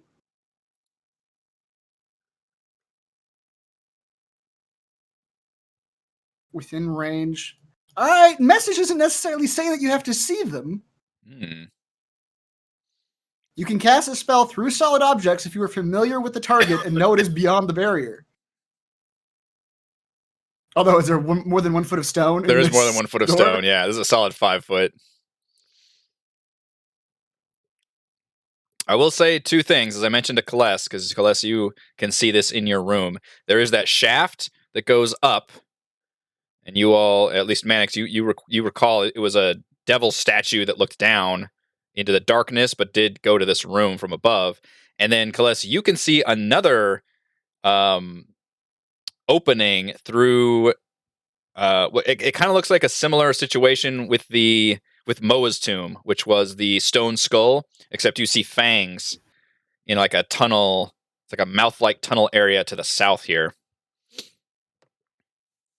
Okay. Ignore that. Well, so can I just see the darkness up above me? Yeah. Or do I see like an opening? I mean, it's a 15-foot high ceiling that is illuminated. You know, the whole room's illuminated, and you just see a very conspicuous dark spot in the middle. That's a 5 foot wide like hole in the ceiling, Okay. and that is dark to you. It's that magical darkness. I mean, that'd be great to communicate through if we could, but Mhm. how the hell do you get the message of where to step next up to Well, that person? Here's what I can do. This is going to be a little tricky for you to understand, maybe, because he doesn't actually talk. But I can summon my familiar to me. I can send it back up and through that hole that it went down before, so it knows how to get there. Well, at least I know how to get it there. And then it can't talk or anything, but it could conceivably motion to the right spots. That It hovers above each next it step. hovers above the right one. Yeah. Okay. That could work. You just pop in and out of. You still have your Right now, my familiar is just floating around the central staircase. Okay, I was gonna ask if you still had it on the map, so I could still use it. Yeah. Oh yeah. He's at the central staircase. Yes. Okay. Someone else I think you got need to Chris replug in your camera. blinking. Yeah, your webcam's freaking out. What is happening? Are you seeing that too? Okay. I am. All right, let me just straight up unplug it. Like blinking green. I thought I was like having a stroke or something. Oh, Jesus. But yeah, I can bring I can bring your owl. Because you recall, and because it's an owl, it can easily fly up through the ceiling and back down into that area. Right. Once you convey what the next thing is, so I can go ahead and put you. Yep. In that room. So, Celeste, all you see is Owly the owl come flying through the hole in the ceiling, and just kind of start getting right in your face and hovering Yep, it hovers over the. Which actually, I mean, I guess the first one I could just command it, like go down and hover over the snake symbol, and then the owl will hover over the snake symbol a little while and just try its best to nod to you as an owl, and rides up into the sky. Solemn nod. I can't hear Heather for some reason. Yeah. Oh, you're muted. Yeah. Oh, sorry. I was eating. Yeah. It's my snack time. Mm-hmm. So Celeste will step to where the owl is, and as she does it, you just see her like. I hope I understood this right. Yeah. Yep. You step on a the owl's right there. I'll move the owl out of the way. You step on the snake, and as you stepped on the vulture, and you felt it kind of like click beneath your feet, and then you step on the snake, and you feel the snake tile click beneath your feet, and you see that the vulture is still pressed down, and it clicks down, and again, nothing terrible happens. And then Mannix, as you look through through that magnifying peephole, you can see. The next symbol looks like an archway, like a door. All right, I lost the. Oh, there it is. Okay, so the owl will just. I guess it's the one 5 feet down from the one you're standing on, Celeste. You see that the owl, which I guess at this point I have because the owl I no longer am sharing its senses. I have to physically possess it. Go into its senses, and then I'll have him float or fly over the archway one to the south of the snake. Like Okay. the diagonal? Diagonally down. Yeah. Okay. Southwest. I will. Which is there. All right, Are you able to get your webcam back on? Sorry. Are you able to get your webcam back on, or do I need to switch the? I can try. Okay. I just need to know because unfortunately the way Discord's set up is if people turn their webcams off, it literally shifts our pictures around. So I just need to make adjustments. Yeah. Okay. Boy, we're really close to 30 people watching the stream right now. That would be an exciting thing to hit. Yeah. I think I don't see those numbers. We're all watching to see if I'm going to die. We're watching you step on. We're watching your Indiana Jones moment right now. Okay, so you're going to step on the door tile. What Celeste knows is the last time that she followed the owl, she didn't die. This owl is the love. level of intelligence that Celeste has. Yeah. Owl goes right spot. So, again, she goes and follows the owl. All right. You step on the door tile here-ish, and the tile sinks down. You hear a click, and nothing terrifying happens. Mannix, through your magnifying lens, you see it click over to the symbol of what looks like wheat or reeds. Kind of a plant thing. Okay.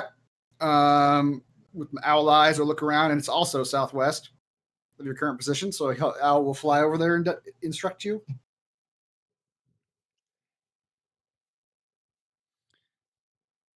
Some mileage I'm following. Yep. All right. So it appears to be the reed tile. I did mention there was a body on one of the tiles, right? That's the thing on the map. I suppose you could backtrack now and loot that dwarf body, but let's deal with that a little bit. Yeah, I'm not touching that right now. Yeah. Does anyone want to step on the tile where the dead body is? Come on. So enticing. That's a good tile. Yeah. All right, we're stepping on reed tile. Okay, you step on that tile, and same thing, it clicks down, nothing happens. Mannix, you see the dial click over to an image of a scarab. Scarab. Oh. We got 2 of them. There's 2 of them. You see the owl freak out for a bit and just sort of start spinning in circles. Mm-hmm. Yeah, the owl will settle on this one. He'll just I don't know what to do. That's how easy it was for Mannix to just pick that. Yep. Yeah.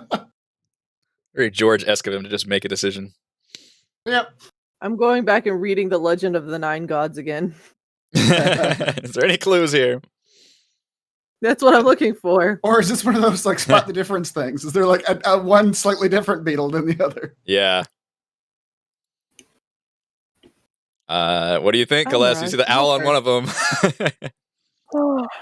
The Almirage snuck recklessness in the pot, which she saw as a virtue, and Ooptao spat out the stew when he tasted it.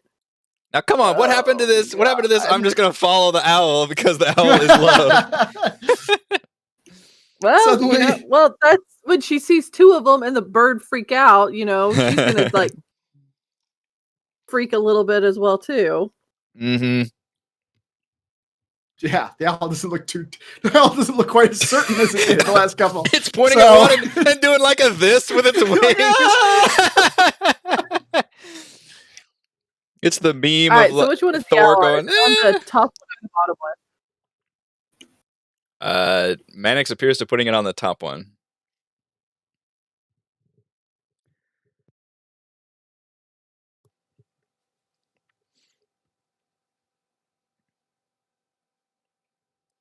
Well, okay. Here's the only other thing, though. Now that I'm thinking about it, every other one's been a diagonal. Hmm. So maybe following the every step is a diagonal step. That would be the Mhm. top one. I don't know. Yeah, but see, then my brain starts thinking a little too much, and it goes to the fact that the Almirage snuck recklessness into whatever port it was doing. It's like Yeah, unpredictability is its thing. I don't want to die. I don't. All right, Just I'm going where the owl is. flip a coin. Yep. All right. You go diagonally. Pretty Please don't kill me. sneaky, sis. You go diagonally where the owl is, and the tile goes down. Click. And nothing happens. Thank God. Mannix, you see the dial behind the gold dial rotate into an image of a looks like a scepter. Oh boy. Kind of Okay. wand Now or there's also, staff. there's also two options here. All right. This time, Coalesce, you see the owl just fly over your head a bunch of times, back and forth. But he settles on this one, so I presume this one's closer to the end goal. The bottom one or the top one? The bottom one. Okay. All right. Following the bird. Following the bird.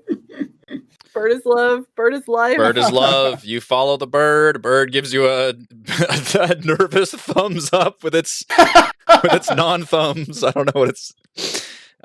You step on the tile, it sinks down, clicks, and nothing happens. Mannix, the dial clicks over. I love doing this to my wife, by the way. This is amazing. Into the I image. hate you so much. Into the image of a looks like a severed foot. Okay, this time the owl was very confident. He just sort of hops over flight-wise to this one right here. And again, You nods look at the bird solemnly. and go, oh, now you're confident. Yeah. Now Owl you is know what sure. you're doing. Yep. All right. Following the bird. All right, you step on the foot tile, it sinks down, you hear a click, and nothing happens. Mannix, the hieroglyph medallion clicker thing switches once more into the image of, looks like an urn, a vase, or a pot of some sort.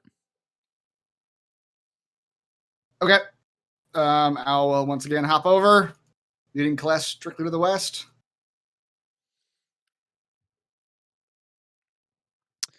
All right, Kaless, you step onto that tile, and when you step on that tile, it sinks down, clicks, and you see die. the stone block open back up and descend into the ground. The entrance appears to open back up, and you see this sarcophagus on this golden barge crack open on its own. And you hear the sound, do-do-do-do-do-do-do. All right. Celeste is going up because she earned that shit. I don't know what's in there, Went but I in. want it. Yep.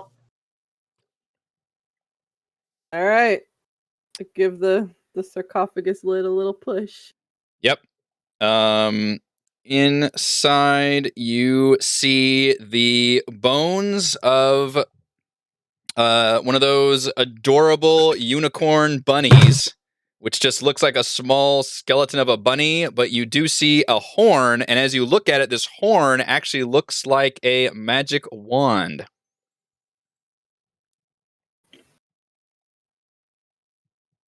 A wand?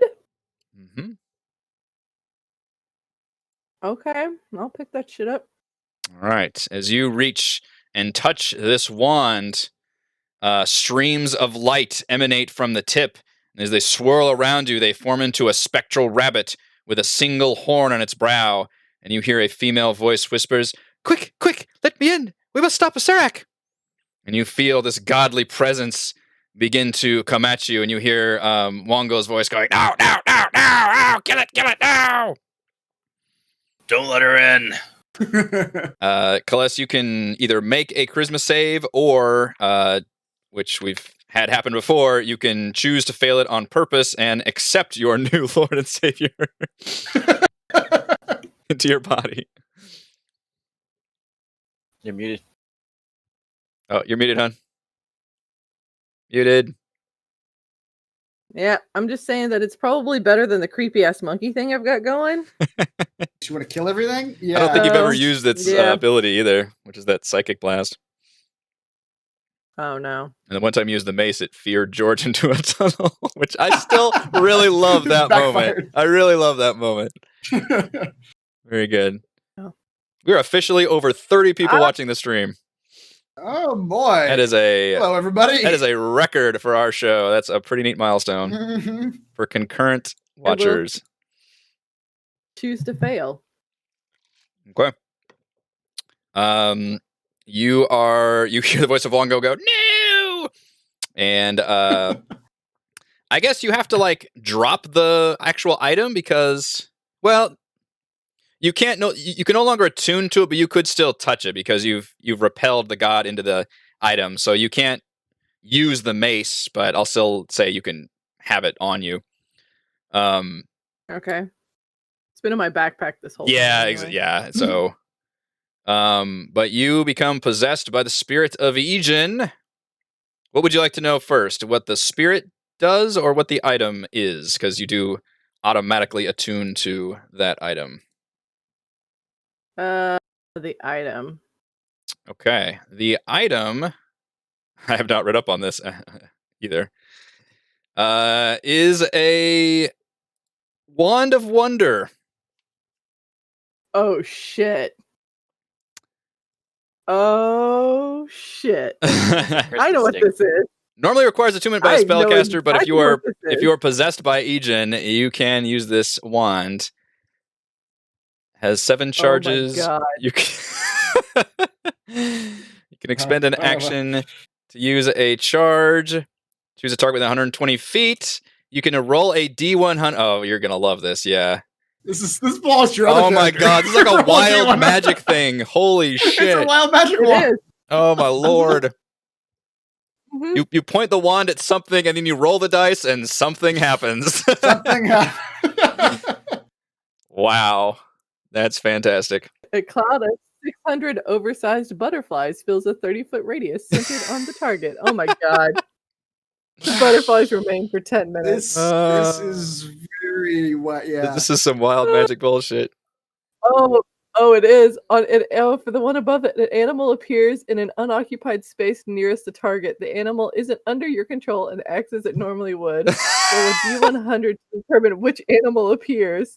1 to 25, a rhinoceros. 26 to 50, an elephant. And 51 to 100, a rat. And it just acts on its own. The rat just runs away. And then... The rat just immediately fucks off. Oh my God. I got a wonder. I regret everything. So you are automatically attuned to this, which replaces the Mace of Terror. And Fine. You are possessed You by the restrict yourself as if you had cast an enlarger to something. and you my are God. possessed by the spirit of Ejin, which gives you the flaw that you never stick to a plan. Great. However, you gain. I would like to tell you what my flaw currently is.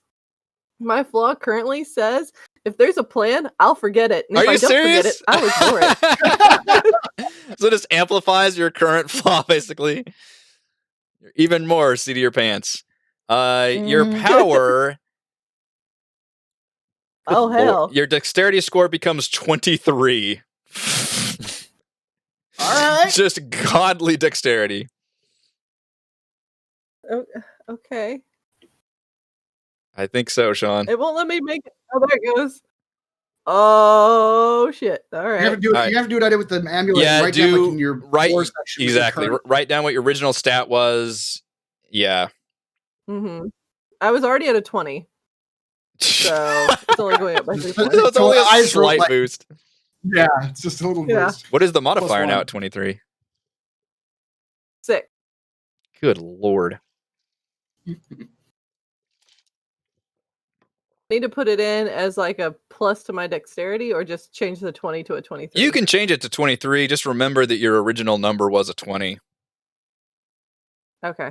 I'll Just write write it that down down. under Yeah. the bio somewhere. OG Dex somewhere. Oh, shit. It's pronounced Ijin. I apologize to all Ijin fans out there and the Some Elijah fickle lovers out there. fickle god herself. Ijin. I've been pronouncing it wrong this entire dang time. How are you pronouncing it earlier? Ijin? Iljan? Ijin, yeah. Ijin. I kind of like. I think Ijin's a better pronunciation. You know what? It's my universe. It's whatever I want it to be. But yeah, you get a Wand of Wonder attuned, and your dex becomes 23, and you are currently standing in the midst of this barge room. All of the tiles are still sunken in, though. Nothing seems to have been reset in this room. Okay. So it still gives me the path to get out. Right. Okay. But you're not. I mean, you're not sure if anything is even going to happen at this point. Egen fans leave the chat. In Gen, yes. You've been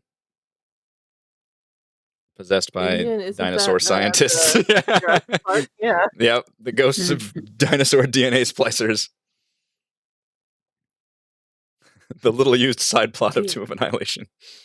They're making dinosaurs. That's right. Starring BD Wong. That's right. That's right. Always starring BD It's Wong. just there. All right. Well. The owl like God, high fives really you, I wanna think. try this one. He's gonna point it at something. Really wanna try it. Let's test it. I'm gonna point Hey, it at the owl. Right. Yeah. The owl that has helped. Yeah, that's helped you this whole time. Now Ow, you're bolts. you're no longer possessed by the uber violent aggressive goddess. I'll say that. No, but I mean, you gave me a new toy. Oh my lord, I regret everything. Oh my god, some of these are amazing. If you roll an 11 through 15, you're just stunned until the start of your next turn, believing something awesome just happened. You just think I was the coolest thing ever. Oh, you are, or the target is? Yeah. No, you are. Oh, that's funny. Yeah. Oh, no. It backfires. And Nailed you're stunned.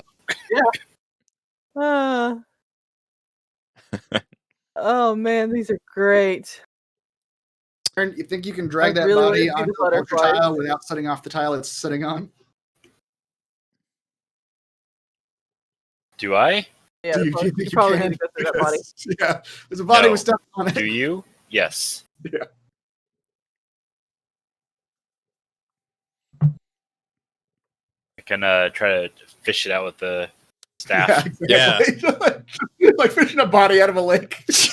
Like fishing a body out of a lake, just know like how we you do. used to do all the time back in the day.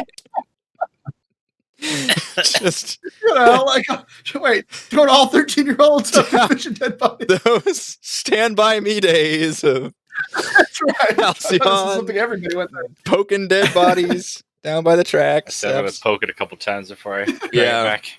Yep. Oh my god, there's one where you can turn the target's skin bright blue for 1d10 days. I picture the sun going down and Kless is still just staring at this wand, like looking up all the things. What else is- Theron, you drag that He's, body, like, actively reading the user manual. and you You didn't know find Celeste could read. this does appear to be a long dead. The body looks like it was picked completely clean.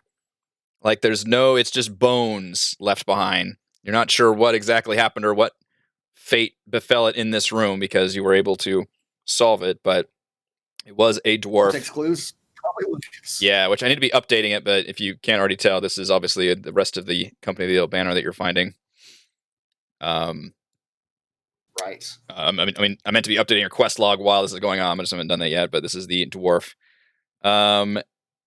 Theron, his yellow turban is set with a nice peridot gemstone, which looks like a very, very fancy goodbye. You want to say it like Peridot.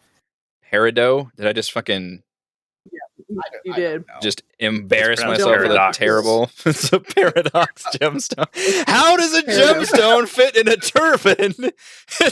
These things can't exist together in the same space. It's goddamn paradox. I'm a Theron genius, goes actually. insane, runs into a wall and falls over. That turns out how this dwarf died. A Get that close to a gemstone, paradox. gemstone turban. It also has My God. He also has a non-magical shield. That's great. Throw it on the pile. A pouch containing a very expensive, nice, big-looking diamond. And you find one of those crystal eyes. Hey, look, guys. Crystal eye. That was the only thing I found in this body. Nothing else. Pocketing the fist-sized diamond. That's right. Clink, clink, clink, clink. That guy had nothing on him.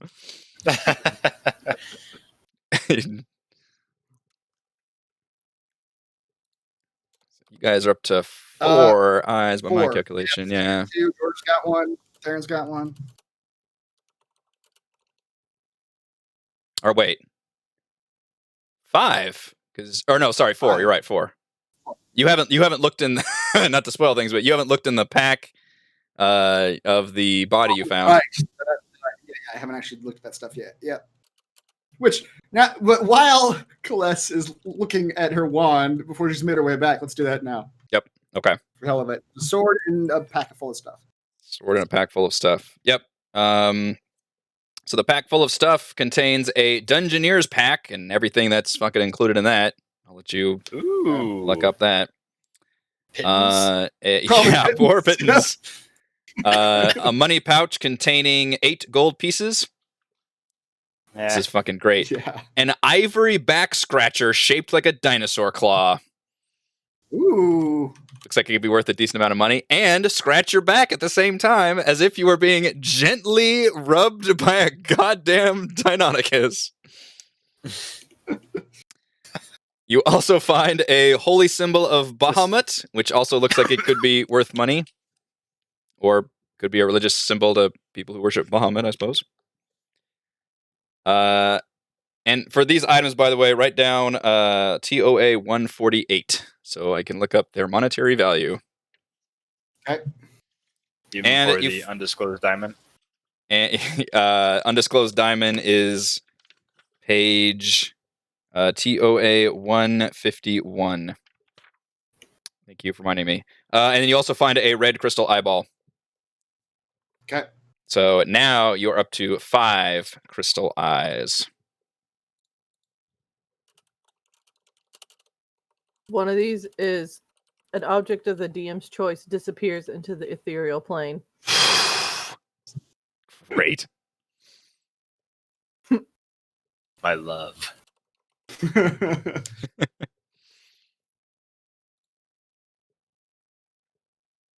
Grass grow. God, this is the greatest thing ever. Why did you not give this to my last character? Your last character already had wild magic built in. You don't need to do that shit.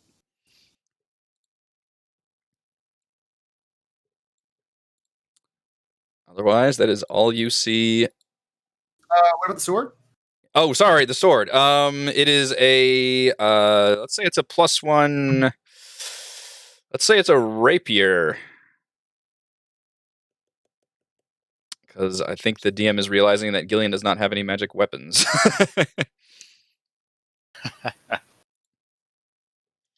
Right? Does she use a rapier? What does she use? Man, probably. Yes, she does use Okay. rapier. You find a +1 And rapier. bardic inspiration. All right, yeah, I'll give it to Gillian. Gillian, here's a magic weapon. Thank you. What have you done to your voice?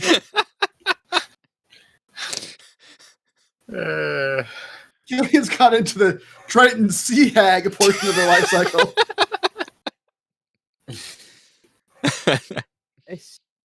Oh shit! A stream of 1d4 times 10 gems. He's each still worth 1 looking at gold this piece. fucking wall. Shoots from the one's tip in a line 30 feet long and 5 feet wide. Each Just making gem up our deals own 1 rich bludgeoning shit. damage, Oh, you don't and the say. total damage of the gems is divided equally among all creatures in the line. What? Oh my god! She sprays him with a spray of What's going to be gems. funny now is I've turned Yeah. your primary DPS into somebody that's just going to be firing just fuck all I know. random ass Yeah. chaos spells from the middle need of the her. room.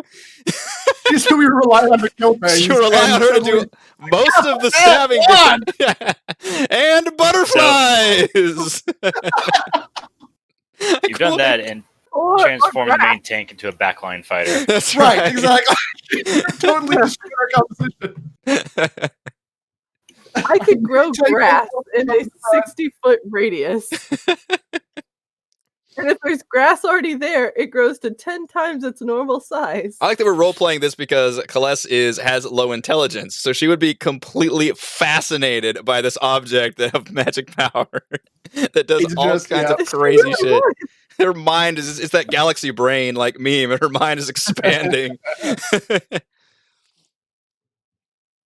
Oh my god, I want to use it so bad. Everybody Oh, just we gives got- you a wide berth. Exactly. Hey, they're all within Able to walk 120 around. feet. Yeah, it's got 120 Trigger foot control. range. All right, that is all you see in this area. That's it. That's it. That's it. That's it. All right, George, you've been in that room to your east and done everything in there we need to do. Yep. Oh, I've marked everything. That's right. Everything I need to do in that Checked room. all the boxes. I don't know about you guys, but we could also find a place to short rest for a little while because I think a number of us are hanging on the I need hit points so bad. biggest edge here. I'm good. It's okay. God, I need hit points so bad. I'm at a third of my hit points. George, did that room you were in seem like a good place to hole up for a little bit? Yeah, other than the ghost, it's a perfect place. Wait, slow down. That when you say ghost. I can shoot my wand of wonder at it. Oh god. Yeah. All right, let's go kill some ghosts. Suddenly a fireball erupts all around you. Hey, that's a dex saving throw. I'll be fine. That's just, Bacon. yeah. George says, "Go ahead, Mannix." He's kind of curious what Mannix will see, if anything. Probably nothing. but- Ghosts. Okay. Let's open the door. All right, Mannix, George is just you open the door and you see a. Oops, I need to switch it out. Hang on.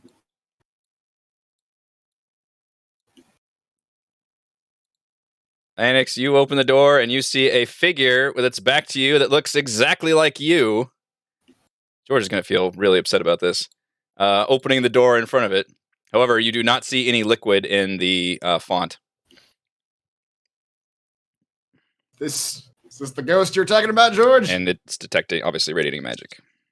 Yeah, the illusion magic. Pretty scary, huh? I mean, I've never seen myself from the back before. It's I'm an hideous. attractive man. Oh, no. Papazodal says, "Excellent! Another warrior in our ranks." We should clone ourselves over and over again. That's right. All right. What happens if multiples of us come in this room? You step forward, this thing moves forward. Okay. Step over there, it disappears into the wall. All right. Does the same thing happen? You don't have to duplicate. The same thing happens when George walks in. No. Oh. Nothing happens. George, you probably feel a twinge of sadness. Where did my double go? Mm-hmm. I loved him. Just sits in a corner and pulls out her wand of wonder again. All right, everyone in the room. We're gonna short rest while a ghost version of me just stands inside a wall. Yeah.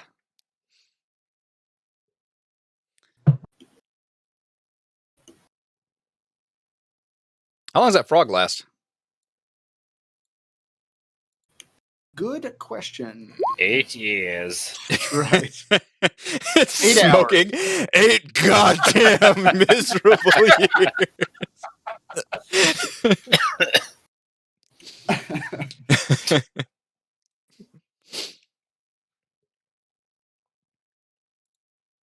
8 hours. 8 hours. Okay, yeah. So frog sticks I around. was, You're close. You're getting the number I was right. close. It's just looking at the Off clock, by- waiting for its shift to end. It prefers its existence as a statue. But yeah, you all think you could hunker down in this room. You don't see any ghost because Mannix appears to be in the corner. Right. What's he doing in the corner? I can't move. The ghost will be here. It's better this way. It'd be interesting to see what happens though if you move and the ghost comes back and we're all in the room at the same time. Because at one point, one of us would see the front of the ghost at some point. Yeah. In theory. Let's test it. I won't move my token around, but I'll just step out in front of the fountain and then turn around so that my ghost version of me is looking at everybody. Okay, like on the fountain. It looks like it's 15 feet ahead of you. Oh, okay. Yeah. It'd be kind of like stepping on the fountain. Okay. Sure. Okay, Mannix, you do that. You turn around. Everyone, you look at the Mannix ghost, and your heart fucking almost explodes. You see Mannix's face, but is a horrific, slack-jawed, screaming visage of horror. Oh, no. I need everybody I in want to the wonder at it. I need everybody in the room to give me a wisdom saving throw. I thought we were resting. Mannix had something to This test. last one, took a turn. yeah. I think we all thought we were just goofing around. Do I make it too? I'm not. You are not facing him, looking. but- No, you turned around so that everybody else is looking. So sorry, you are not making this save. Everybody else has to make the save. Is this a spell or magical effect? I would include. Yeah, I guess it's a magical effect.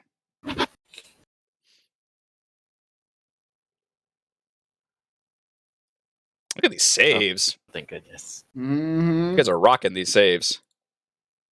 I pointed the one to Reddit, by the way. Okay, give me 1 second. I'm gonna roll one for I mean- Orvex.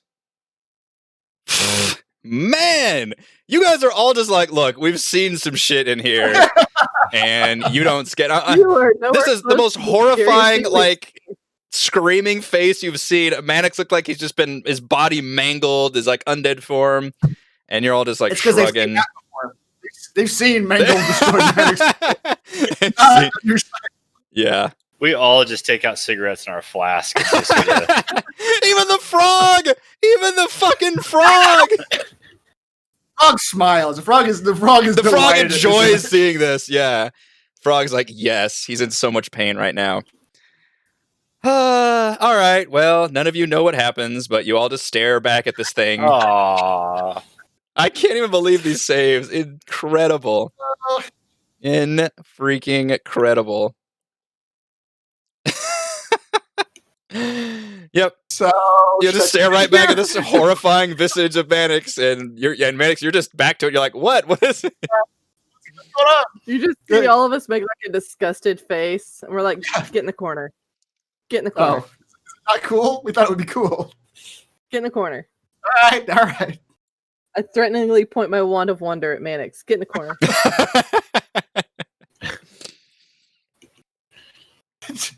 Her sword is strapped to her back, and now I'm just completely forgotten.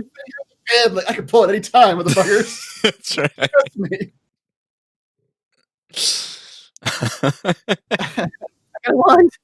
I got it. And Egan's flaw was like what? Unpredictable and chaotic. That's a great combination. Yeah. Or never stick to a plan. Yeah. Yeah. All right, you all I am can. chaotic neutral. So. You all can short rest in this room, knowing that ghost isn't actually that scary. Apparently. All right. That's why it got put in timeout on the wall. It sure did. Yeah. It literally just hung its head down and scooted back. Oh, make Gillian sing her song. Mm-hmm. Well, Theron did. Okay. Oh, yeah. That's there. It's a D8. Right.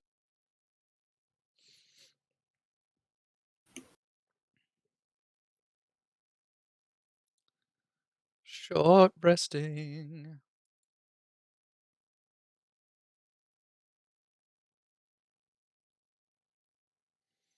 Oh, 8. Oh, really? A 2? We're using so many dice. 12. All right, that's good. This would be a good stopping point, but I do want to at least try to figure out where you guys are going to go next. So I'm going to let you come out of the room and Okay. kind of give me a heads up, just determine on where, so I know kind of what to prep and what to plan. Oh, Reese, did you give Gillian her +1 rapier? Yep. Thanks. Don't roll down these though. Oh yeah. A 1. Wand of Wonder. I'm not able to log into Streamlabs again, so I can't set up my voting thing. Boo. It's done this a couple times to me now. What the hell? All right, let's head south back to the. So I can do it from. Oh shoot! Here. South goes back to the water thing. Indeed, it does. There we go. Which I guess makes sense. Click on that. Oh, I'm making a thing. I think this will work. We're gonna find out. Where's the Wand of Wonder thing? The Wand of Wonder will solve all our problems. I cast Wand of Wonder at the water. Oh, Wand of Wonder, where dost thou guide us now? I'm trying to make a button so that way when I hit it, it just will roll the D100. Oh boy. Oh right. That'd be a cool button. Yeah. You could set up a whole macro for that. Yeah. Yeah. All right, for those watching the show live, I've set up a poll. Please vote for our MVPC for this session. We're gonna see if this works. It does list everything, and it does roll a D100. Wow. So yeah. Yep. There you Spiff. go. There you go. That one would have been Gust of Wind. Just a win. All right. Nice. I wanted to include all the things to make it faster for the looking up. Yeah, that's I think that cool. would So we require you have to make a macro. But Back yeah, to that, it. I Yeah. could set up a macro for it to where it only shows like the one that you rolled. That wouldn't be too Okay. hard. All right. All right, so yeah, you've got the water curtain hallway here. can we presume we know the order to go through? They Uh, solved that problem, right? Yeah, Mannix didn't. But if you yeah. So if you know the same order in which you went in the south end, then yeah, you assume going that way because they're facing the same way. So one of you can pick up the trident and head on through. And that appears to do the same thing. You can all make it, which I would be appreciative if all of you could get your tokens at least to the curtain area so I can you everyone at once. drag you across. Well, I just so I don't have to be scrolling around the map too much. I can do it one at a time. Yeah, that's what I'm thinking I will do, Cert, is set up as a rollable table like I've got for my lingering injuries now, that kind of thing, like massive damage where you roll it and it just shows the thing. I can set that up, no problem. All right, if I can group some of you. Oops. One of my Facebook put out their thing is talking about the whole COVID-19 and social distancing. Like, so after this is over, are handshakes the new first base? Oh my God, she hugs on a first date. What a slut! Coming within 6 feet is the new first base. That's right. Oh God, she'll come into my personal space. I've made it. I've made it. All right, you're all on the south end of the water hallway, and you've made it through. We're not going to run through that again, but yes, now that you know the order with the weapons, you can make it on through the other side. Make it on through to the other side. Make it on through the other side. So yeah, just give me a heads up on kind of where you guys want to go next. I realize you might have to backtrack a little bit or figure out, a general direction, but that would kind of help me the most. I will mention as a quick montage. Yeah, as you guys go through, there did appear to be another, once again, tiny. See, is that a crawl space? Is that area? It's like a crawl space. Yes. So another 3-foot crawl space at the end of this hallway, kind of curving up to the north. Down here, these Mannix are the stairs going down to level 4, and then there was the initial area you started in. Where those doors. Yes. North. Yeah. To the northwest. Yeah, there looked to be another tomb up there, and then there were doors, which is where it had that secret door where you found the golden skull. Yeah. Right. What do you guys think? Crawl space first or back to the original hallway first? Crawl space. Crawl space. Crawl space. All right, let's go to the crawl space.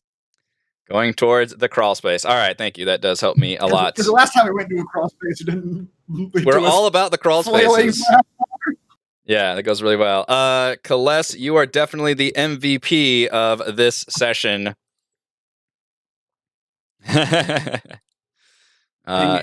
Congratulations. Exactly. Oh my God, I can't use the one to wonder next turn. Exactly. All right, so I think that will bring our. Find her target quick. She's gonna cast it on somebody. Yeah, exactly. The second she gets a chance, it's wonder time.